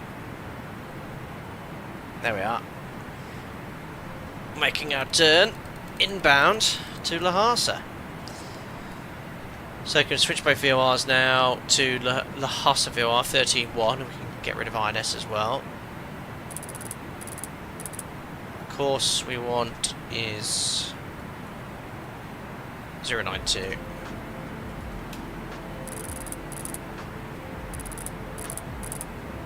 Preset the heading mode to 092 as well. Switch to heading select. Just briefly. Go back to radio. And we're already just crossed the radio slightly, so we're just going to go to Vorlock, navs engaged. Yasin, yeah, I know, 34,000 feet, but you look so low, I know. It's because of the elevation. It's crazy. It's not 20,000 feet. Yeah, we're only about 10,000 feet above the ground here. Oh, Chinese here. The H is Lhasa, it's silent. It's pronounced Lhasa. Roger.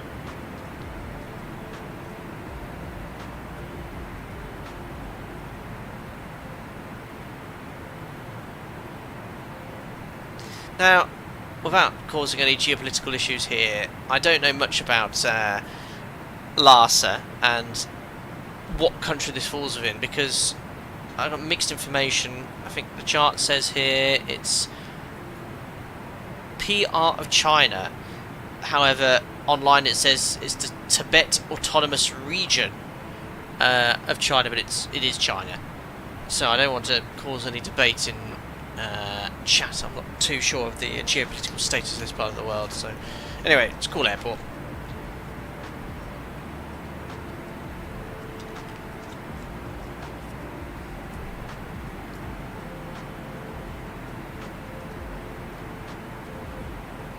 It is part of China, Roger.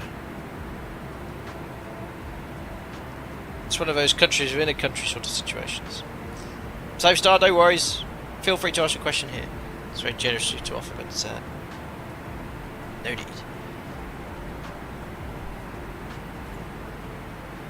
Right. If I squint, I think. Oh, look at the textures on this. Look amazing. This is zoom level 15, guys. 10,000 feet above. Ah, this is the perfect route for the 742, though.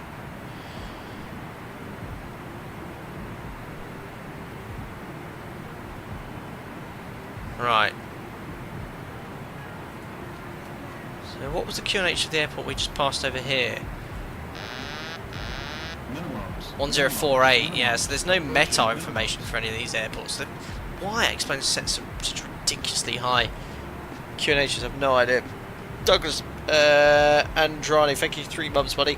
How far into the speech did you get before you started weeping? I got to the 5th word.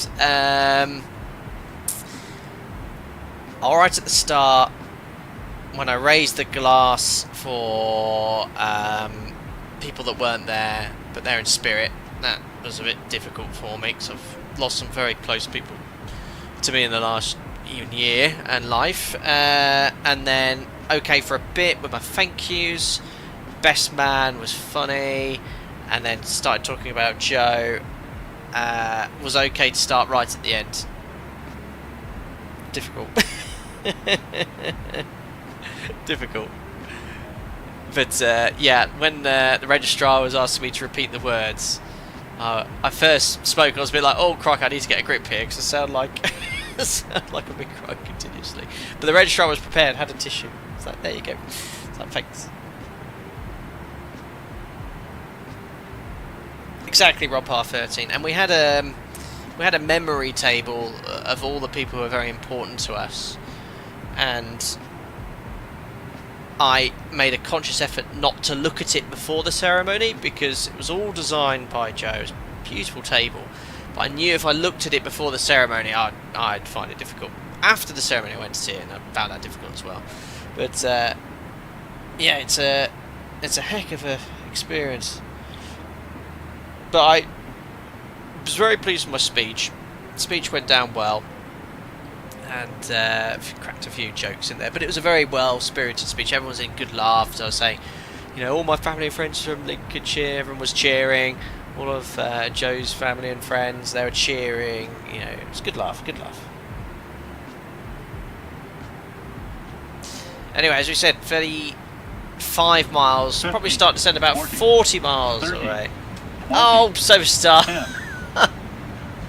I said didn't need to worry. That's very kind. Thanks, buddy. 20 quid. Found the way. Not to glaze proceeds to glaze. But can we appreciate Mr. Captain and how we are learning so much from these streams? Thank you. Like, no joke. But I feel like if crap hits the fan, I can at least turn this thing on and taxi. Thank you very much, buddy. Well, so after landing, you can take over, and if you want to taxi instead, that's fine. Very kind, buddy. Thank you very much for your generosity and for being a very active subscriber. I've seen your name pop up multiple times in the past. Thanks, buddy. Absolutely, Steve. Yeah, it was an up and down emotional day, but it was a fantastic day, and everyone that's important to us was there.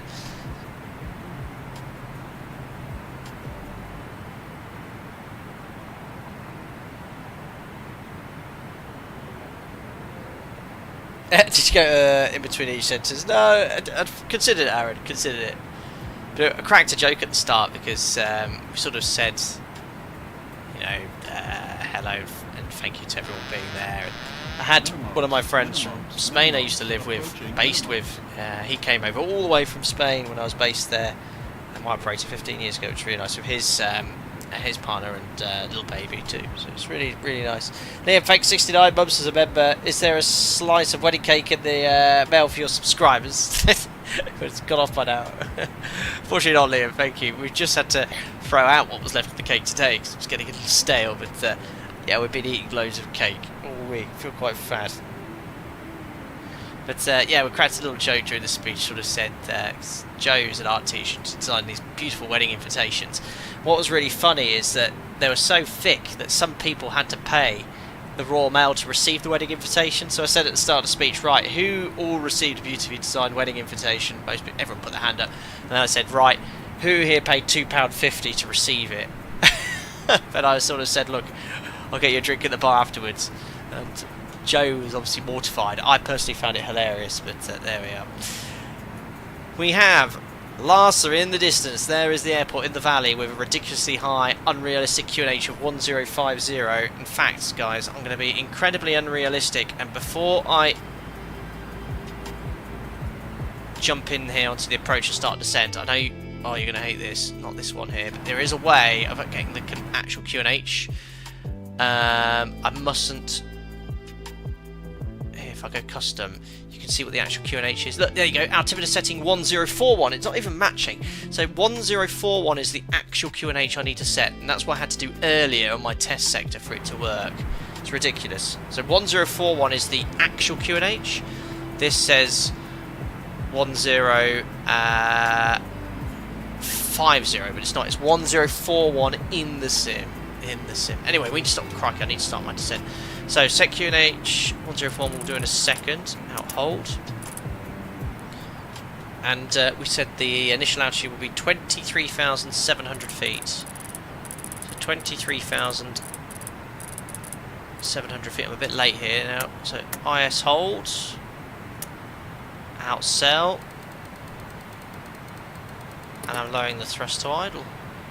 Top of descent, ladies and gentlemen. Down we go. 50, 40, 30, 20. You can do it with the instructor panel too, Martin. Yeah, I think that was, I said it was the wrong QNH. Sasha, thank you very much. £5 donation, very kind. Practicing crosswind landings de crab aileron into wind, no more than 1.5 deflection on yoke, etc. It's an art. How long generally for a cadet to get it? I think I've just about got that, Sasha. Let me just set the QNH here, 1041. And the standby 2. Practicing crosswind landings, deep crab aileron into wind with no more than 1.5 deflection. Sasha, you're getting confused there. On crosswind landings, you use as much deflection as you need to keep the wings level. On takeoff, you try to limit aileron deflection during the takeoff roll to 1.5 degrees deflection. However, on rotation, again, use as much aileron input as required to keep the wings level. On a max crosswind landing, you'll need full deflection on that aileron. Cheers! Right, down we go, and I want to fly this procedure at 220 knots as well, just to clean the speed. 2 tons, top of descent. Thank you very much, buddy. What you did before is check the QNH in one of the airports, not for your current position. Yes, it was this airport, Martin, wasn't it? Well, I just know, Martin, from the test sector, it was 1041, and the weather hasn't changed in X-Plane. It's exactly the same. It goes to say it would probably be exactly the same as well. We'll soon find out if I completely screw it up. Anyway, down we go. We want to be at 24,700 feet. I'm high, so let's use a bit of speed brake. I want IS hold, speed brake to flight detent, I'm at idle thrust. That's what happens if you descend late. That is effective.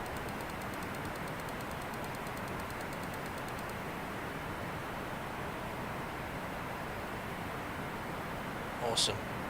Tomago, you're high.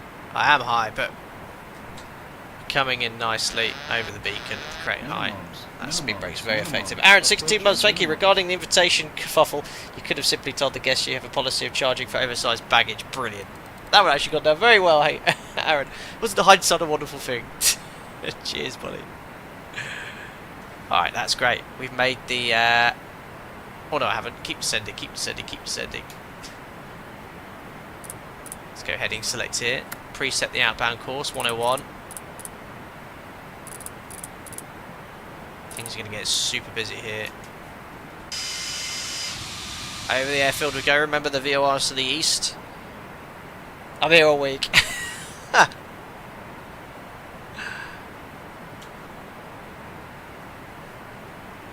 There we are. We've recovered that height really nicely. So what I'm going to do, 6 miles away, 24,700, 1 to go. I'm going to go vertical speed. Set 1,000 feet per minute. Outcell is engaged. Outcell is already engaged. Whoa! And I'm going to keep the thrust low. So I'm going to reduce the speed to 220 knots. In fact, I'm going to get that speed brake out. 1,000 level up. Checked. I'm going to bleed that speed all the way back to 220 knots, and then we're going to start the outbound procedure. That didn't take long from top of descent, did it? The procedure. There we are over the airport.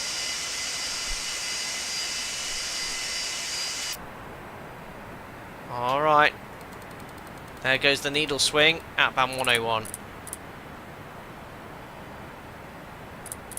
Boom. We can now step down to 18,600 feet. For that I'm going to go back to IS hold, but I want to bring the speed all the way back to 220 knots before I do. So leaving it vertical speed for now. Oops, there we are. 1,000 feet per minute. And we can go to forelock.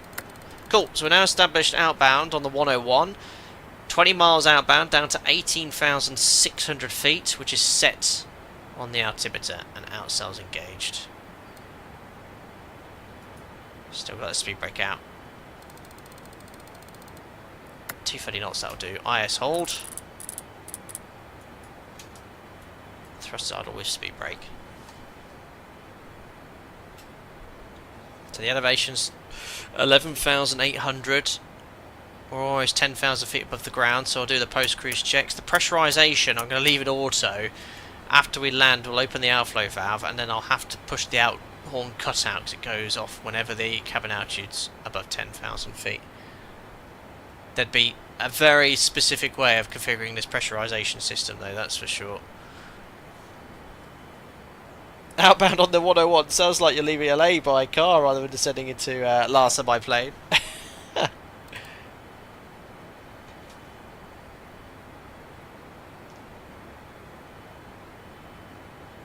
we are. So 21,300 feet. Let's do the landing checklist. Not landing checklist. Descent checklist. Approach checklist, please. Seatbelts and shoulder harness. Check. Seatbelts and no smoking signs. And get the cabin crew ready for landing. On. It's not working. Anti ice. I've killed the person. Off. Exterior lights. Not long now. 1,800 subscribers till 100,000, Outer Steve. brakes. Medium. Radio INS So switch. 230 knots, that's fine. Radio. Flight director computer selectors. Check. Brake pressure. Check. Altimeters. Good. I wonder what the maximum 1, flap 0, extension 4, altitude 1. is. Set and cross check. There we are, auto front Landing on. data, EPR and I do not want bugs. Mac, I want speed. Set and cross check. Seatbelts and shoulder harness. 220 Check. knots. 1,000 level off. Checked. So 18,600 feet, Fuel it's just panel. levelling off now. Check. Fuel heat. Let's see. Fuel heat off. And I've got to open the reserve valves as well. Off. EPR computer. Let's see. Go around. Go around. Cabin altitude. Check. Flight attendant's in a Circuit huff breaker. of you after you made her wait earlier. Brilliant. Check. Approach checklist completed. Good, so lowest altitude we can go is 18,600 feet, so we're going to level off in 200 feet time. At 20 miles, left turn to intercept the 269 final approach course for ILS 28 left. We're going to go over to the ILS now on Jim's side. So 269 and tune the ILS, which is frequency 1103. Oh, he's actually getting localizer and glide slope information. I might go over the ILS my side as well. Alright, good. Imagine doing this at night time in IMC. Alright. 20 miles. So, heading select. Left turn to intercept. We're going to go on a course of 269. Got lots more thrust required up here for that speed. We could step down to 17,600 feet. There we are. Outsell VS 1,000 feet per minute descent rate, and we're going to take a natural flops. Flaps 1. To 200 knots we go. Look at this ground speed, 300 knots, indicated 220. That's crazy. Oh gosh, I need to tighten that turn. Look, localizer's already alive. How do you increase bank angle? I'm not sure. This happened on my test sector. I flew right over the localizer. It's gone 30 degrees for me. It's like it knows.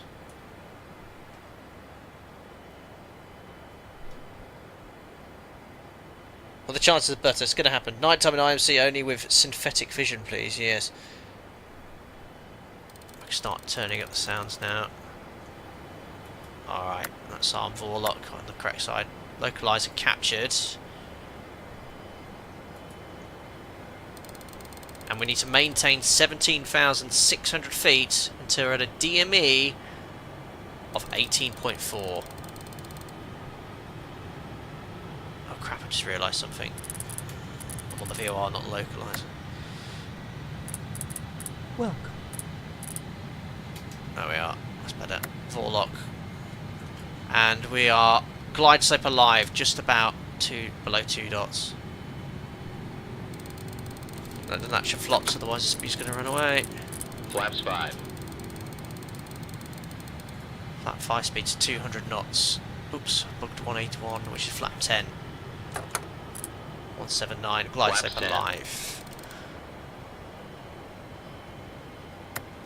Glide slopes aren't. Look at this again, look. Indicated airspeed 190 knots, ground speed 260. Unbelievable. You missed that approach speed, it's 190 knots or less. Oh, I'm doing 180 now, doing 180, it's all good. What does DME read at the threshold here? Don't know. God, 240 knots indicated. That's density altitude for you. Alright, flap 20 I want to go to now, 160. Just so the speed doesn't run away. Right, glide slope capture. 20. Missed approach altitude is 20,700 feet. 20,700 feet set.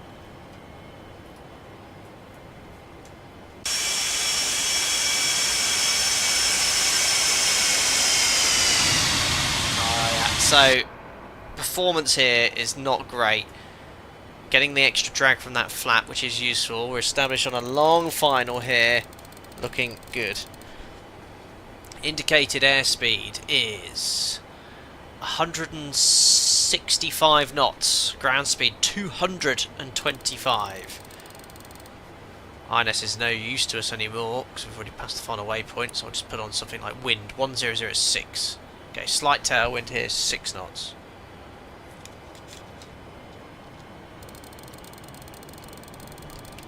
Alright, we're established nicely.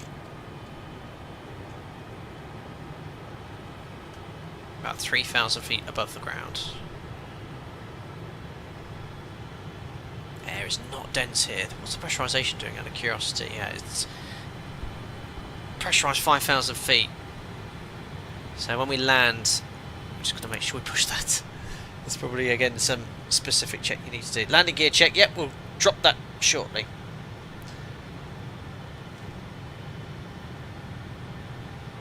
You could do a visual for runway 10 or so. Not today. Maybe another day. Alright, I don't think DME reads 0 at the threshold. I think it's 0.2. Still a while to go here, but nicely established. And once you're on the ILS, you're safe. Keeps you within that valley. Oh, you've got terrain right off to the side. So the flapper on hard at work. Explain live weather. It's definitely not working here. No METAR available. Alright, what's we got? The 19.1 tons to divert. We've got 23.9.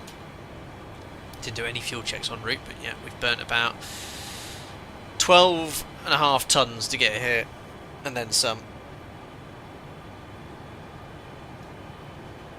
Turn off the landing lights, you're above 10,000 feet. Technically correct.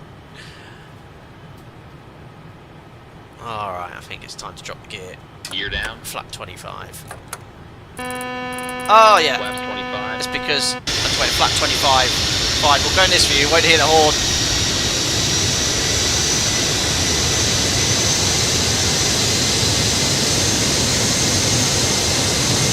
Alright, gears down.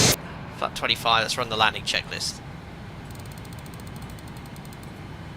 Landing checklist. And flat Gear. 25 is our final flap setting, remember Down and today. check. Down and check. Flaps. Flaps 25. Flaps 149, 25. 154. Spoilers. Damn. Ah, damn. Armed. Ignition. Ah. Flight start. Anti-skid. Alright, flap 25 landing as Check. discussed earlier. Altimeters. 1041.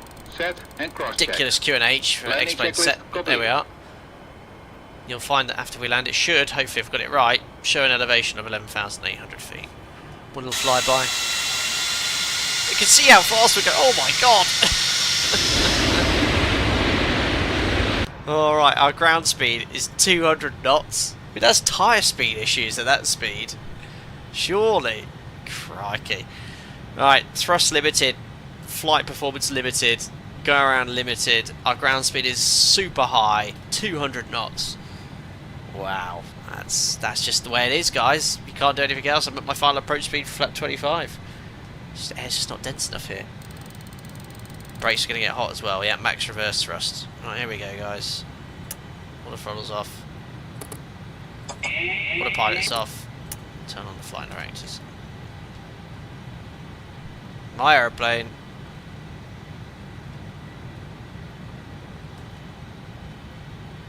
.203 knots ground speed. It's a good job it's a 4,000 metre runway. As soon as those brakes are doing its job, I'll disconnect the auto brake.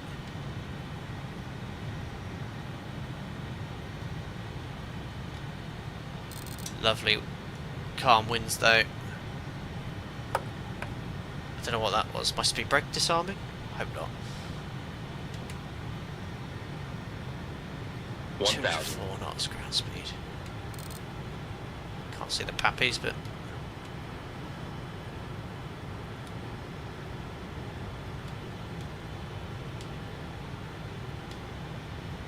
what? That's crazy. I know I also forgot to set my minimums. Yeah, we've busted. Yeah, went through the minimums. Like,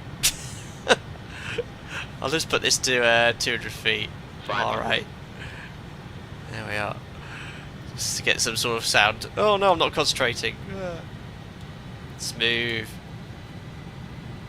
I forgot to set the minimums, but they were like at 2,000 feet above the ground. Speed. Approaching minimum. Think rate. Oh Minimum. yeah. Think Whoa, rate. over 1,000 feet per minute. Think That's too rate. much. But that's okay. It's my ground Think speed. rate. There's nothing I could do. 50, 40, 30, 20, 10. So, come on. Oh, using up valuable runway. Come on. Oh, that was quite Check firm. reverse. Come on, touchdown. I'm still bouncing. Right, come on, max reverse. Ground speed's still really high, 150. Keep those reverses out. I'm gonna have to start braking manually here. 124 knots, yeah, manual Auto braking. brake off.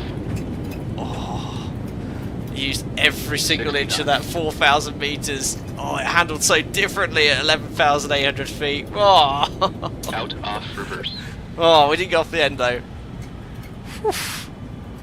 That was precarious. Ladies and gentlemen, welcome to Lhasa. Oh. So, don't forget, everything's a lot less effective. Less lift, less drag, reverse thrust less effective. Everything's less effective, but we're down, alive. Tyre file. Check the brake temperatures in a second. Let me just vacate here. In fact, have a look now. Oh, they're a little warm, but not in the caution zone. All good. It's not in the red. It's just a caution. But they were getting warm. Yeah, it's all good. It's all good. And they're not getting any hotter, are they? No overheat. Fantastic. Happy days. That's a tricky approach there. And we're quite close to the max landing. Well, we had another 30 ton space, but yeah, you don't want to be much heavier here or coming going any faster. Right then, I think stand number 10 is calling us. Looks like a wide body stand, so we'll take the second left on Charlie, stand 10. What a lovely approach. Who have we got here? Thank you, Crazy Sarcasm. Bow pilot strikes again. What are you on about? Thank you. Right, cabin altitude's rapidly increasing. That's going to get the cabin altitude warning horn in a second as the outflow valve is opened. Right, let's do the taxi inflow. Oh, the thrust is a lot less effective as well. Strobes off. Start that APU. If it will start.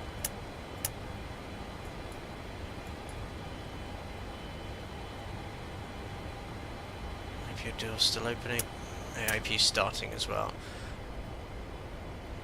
That was Tigger landing. Tiggers love to bounce. I didn't know that. Can you fly this jump on VATSIM? Yes, Rinson, I would be on VATSIM if it wasn't for the fact I had to completely reinstall X-Plane 12. I forgot to configure my X-Pilot settings, but next time I'll bring it back on VATSIM. I always do. Right, second left Charlie. Stock X-Plane 12 scenery. Looking very, very nice indeed. Also, another thing, since I've done a complete clean reinstall of X-Plane, I'm getting much better performance. So that's normal because of the elevation. I'll shut that up. And we'll do the after landing checklist. After landing checklist. Yeah, temps good. Brake pressure. Nowhere near the red. Check. Body gear steering. Arm. Auto brakes. Hold on. Auto brakes, yeah, I'll turn those off in a second. There we are. Off. Ignition. Off. Off. Engine and wing anti-ice. Don't put the flaps on Off. yet. Nope. Radar and transponder. Damn. Flaps up. Curbing off. Stand by. Flaps. Oh gosh, Have I just gone past stand 10? No, it's here.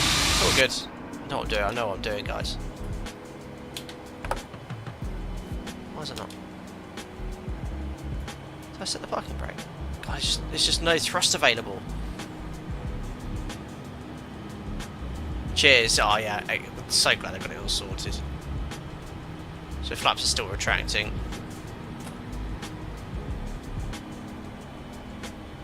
I had to turn off one of the plugins, so I don't have any taxi Down. guidance here. Stabilizer trim. Hold on. 7 units. There we are. Outflow valve. Oh, I've screwed this up Open. slightly. Pressurization mode selector. This. Manuel. Where's my engineer when I need him? Manual. Oh, I can't Half taxi cargo forward heat. here. Wait. I'm trying to taxi off the stand and do the taxi inflow for the engineer. Off. There we are. Something like that. There we are. Check's completed. Yeah, all good. Let's go outside here. Oh, I'm a bit off the line. Never mind. Let's go for A330.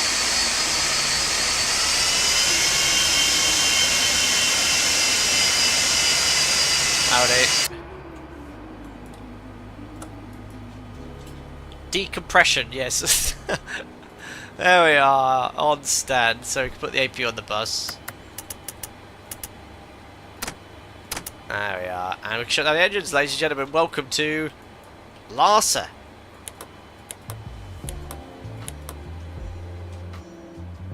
Shut down engine 4, 3, 2 and 1.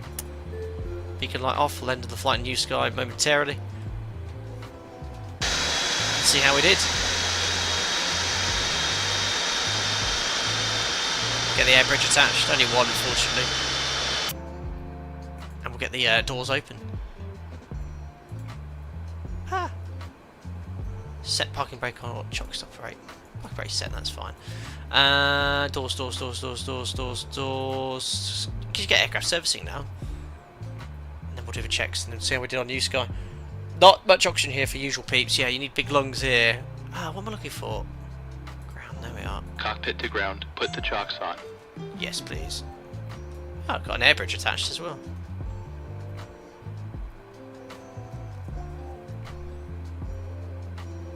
Chocks are on. Fucking brake set, there we are. Don't need to cool down the brakes, they're not hot enough. Open that, open that. Superb. And we'll run the shutdown checklist. I won't do the full checklist. Alright, secure cockpit checklist. Brakes. Hold on. Parked. Oh yeah, sorry. Parked. Parking brake set. Beacon lights. Yeah, I've forgotten to do some stuff. Off. INS.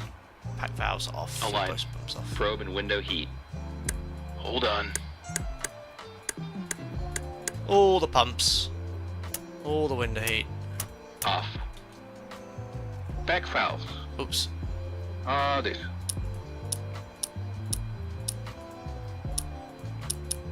Check. Fuel boost pumps. See, I never do all this, but I'm doing everything Off. properly here. You know? Reserve bank valve. Pro streamer. Wait.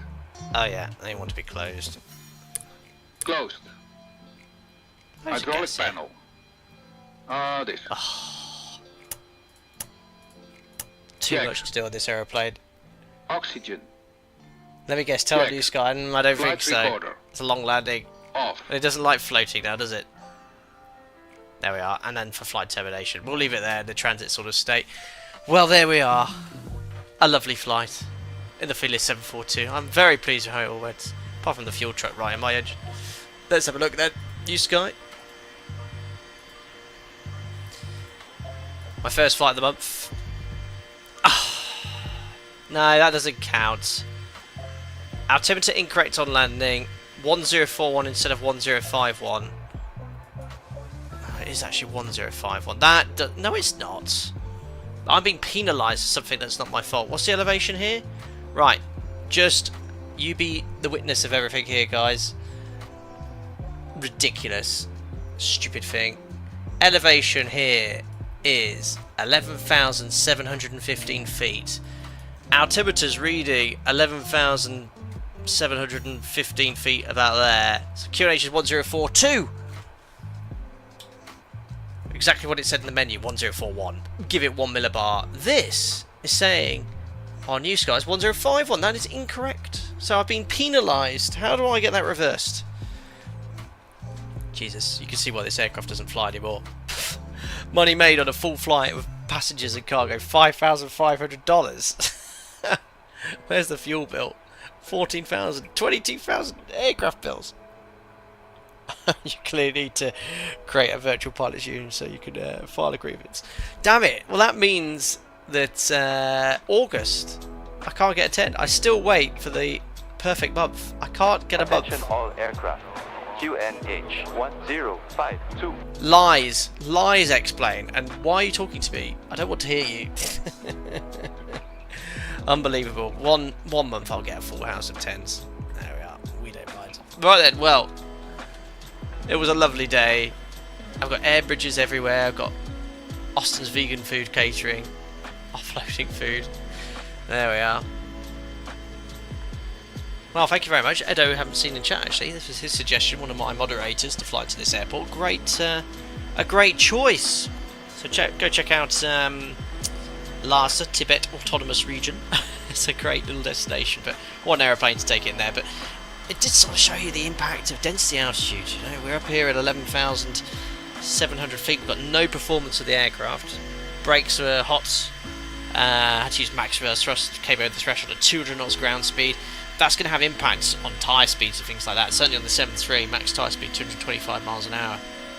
But yeah, you don't want to have to come in here heavy, hot and floating. That's why you need 4,000 metres, and we needed every metre of that today. Unbelievable. Carl says, cheers to the giveaway to Phoenix again. Oh, you're most welcome, buddy. You're most welcome doing that the other day. But yeah, X-Plane 12 looking very nice, and members, thanks for your patience last X-Plane stream when we did the members group flight having all those issues. I'm glad, as you've probably seen, that I've fixed all the issues. Great performance, and I can load up the sim in 30 seconds in this aircraft with Ortho 4 XP, no problem. And I've got the Zero mod working now as well, so that's great to see. But yeah, guys, don't forget to subscribe, because Thursday I hope to fly into Catania. I haven't decided what aircraft, what sim yet, but on Saturday it looks like most of you wanted to participate in this Boston, massive Boston event. It's the 26th anniversary, one of the longest running VATSIM events going, and I think we'll do a two-sector day. I think we'll start in Boston before the event starts. We'll fly out of Boston somewhere, land, do a turnaround, come back in the thick of the event. So yeah, if you want any ideas, put that in the comment section of this video. Members, feel free to put any suggestions in Discord. Probably something like an hour and a half. We'll make it like a 5-hour-ish stream, nice long one. Be good. And I'll get the flight Tampa scenery for in Microsoft Flight Simulator, thick of the aircraft as well. But yeah, I might do another stream in the second channel, Airline Pilot Plays, episode 3 or 4, Avia Assembly, because I've really enjoyed playing that game as well. But yeah, it's been good fun. Anyway, let's turn off New Sky, turn off Navigaph here in the background, get into the cockpits. Shame about my New Sky score, but there you go. Dominic Mosine, if you could DM me what we were discussing earlier, we'll get this all set up for X-Pilot as well, that'd be great. Right then, let's check out the replay. Alright, hopefully that... Oh, why is my replay... Could you hear me furiously tapping that in the background? Oh, that was a good position to click. Let's have a look at that landing. It was a bit floaty. Actually, I didn't get penalised for that float.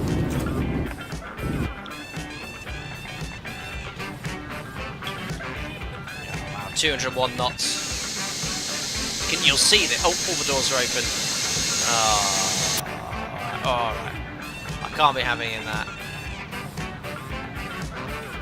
Oh. Right, guys. Cockpit to ground. Remove the chocks. I can't have the doors open on the replay. Right, let me just do that again.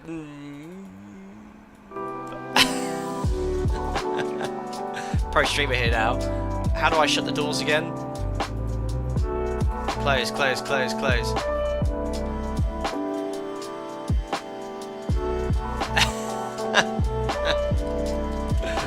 Otherwise I get you lot chatting at me going, right, what are we doing with all that open? Flight data sim. You can click, you can close them by clicking on them from the outside. Hindsight is a wonderful thing. No power.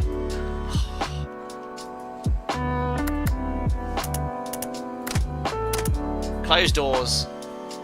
There we are. I'll try that again. Oh, that was really professional streaming there. Did you not notice the DJ scratch? Oh no, I don't want to go that far back. Ah! There we are. Let's have a look at that again. Oh, that's better. Take 2.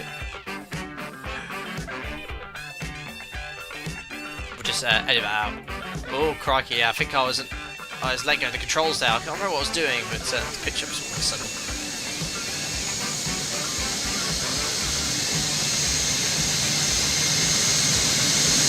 Oh, that's loud. Oh, crikey!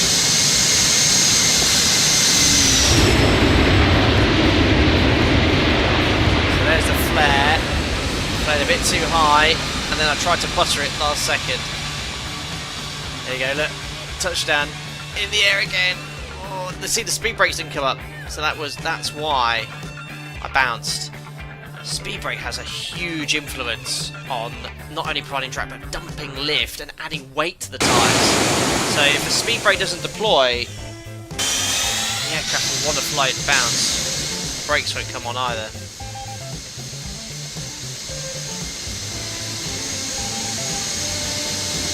Oh yeah, setting minimums, yeah, that was it. See the speed. So much faster. So much faster. Yeah, the spoilers, ground spoilers didn't deploy, that's why I bounced. And you can see when they come up, look, oh, it settles on the gear.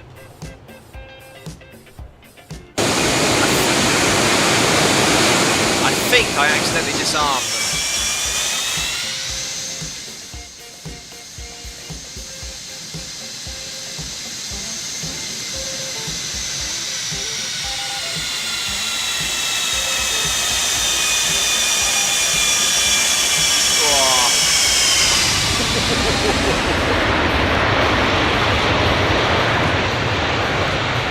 Bouncy, bouncy. And I needed 4,000 meters to stop. There we go. Superb. Oh, what a view that is. See the leading edge devices retract when I select reverse thrust. Superb. You're going to thread the needle down here, that's for sure. She's a tramp, wants to do some travelling and soul searching before she settles. Brilliant. There we go, we'll end it there. Right then, well, thank you very much for popping into another Flight Sim live stream today. It's been a heck of a laugh. Always love hanging out with you guys and flying excellent aircraft like this. Felis 742 is one of my absolute favourite add-ons. In fact, I probably fly more than any other different aircraft than the 737. I will continue to do so. But as I mentioned earlier, look forward to seeing you on Thursday, flying into Catania, and Saturday, the Boston event. Aircraft and sim members, feel free to put any suggestions in Discord, or feel free to leave a comment on this video, and we'll do that. To everyone that donated, thank you so much for your generosity. To all the members for your continued support, it's very much appreciated. And on the way out, if you enjoyed the video, don't forget to like and subscribe to stay up to date with the latest content. We only have about 1,800 subs to go until we reach 100,000 subscribers. Amazing. Right then, guys, that's it for today. Enjoy the rest of your morning, evening, afternoon, wherever you are, and I'll see you all very soon. Bye.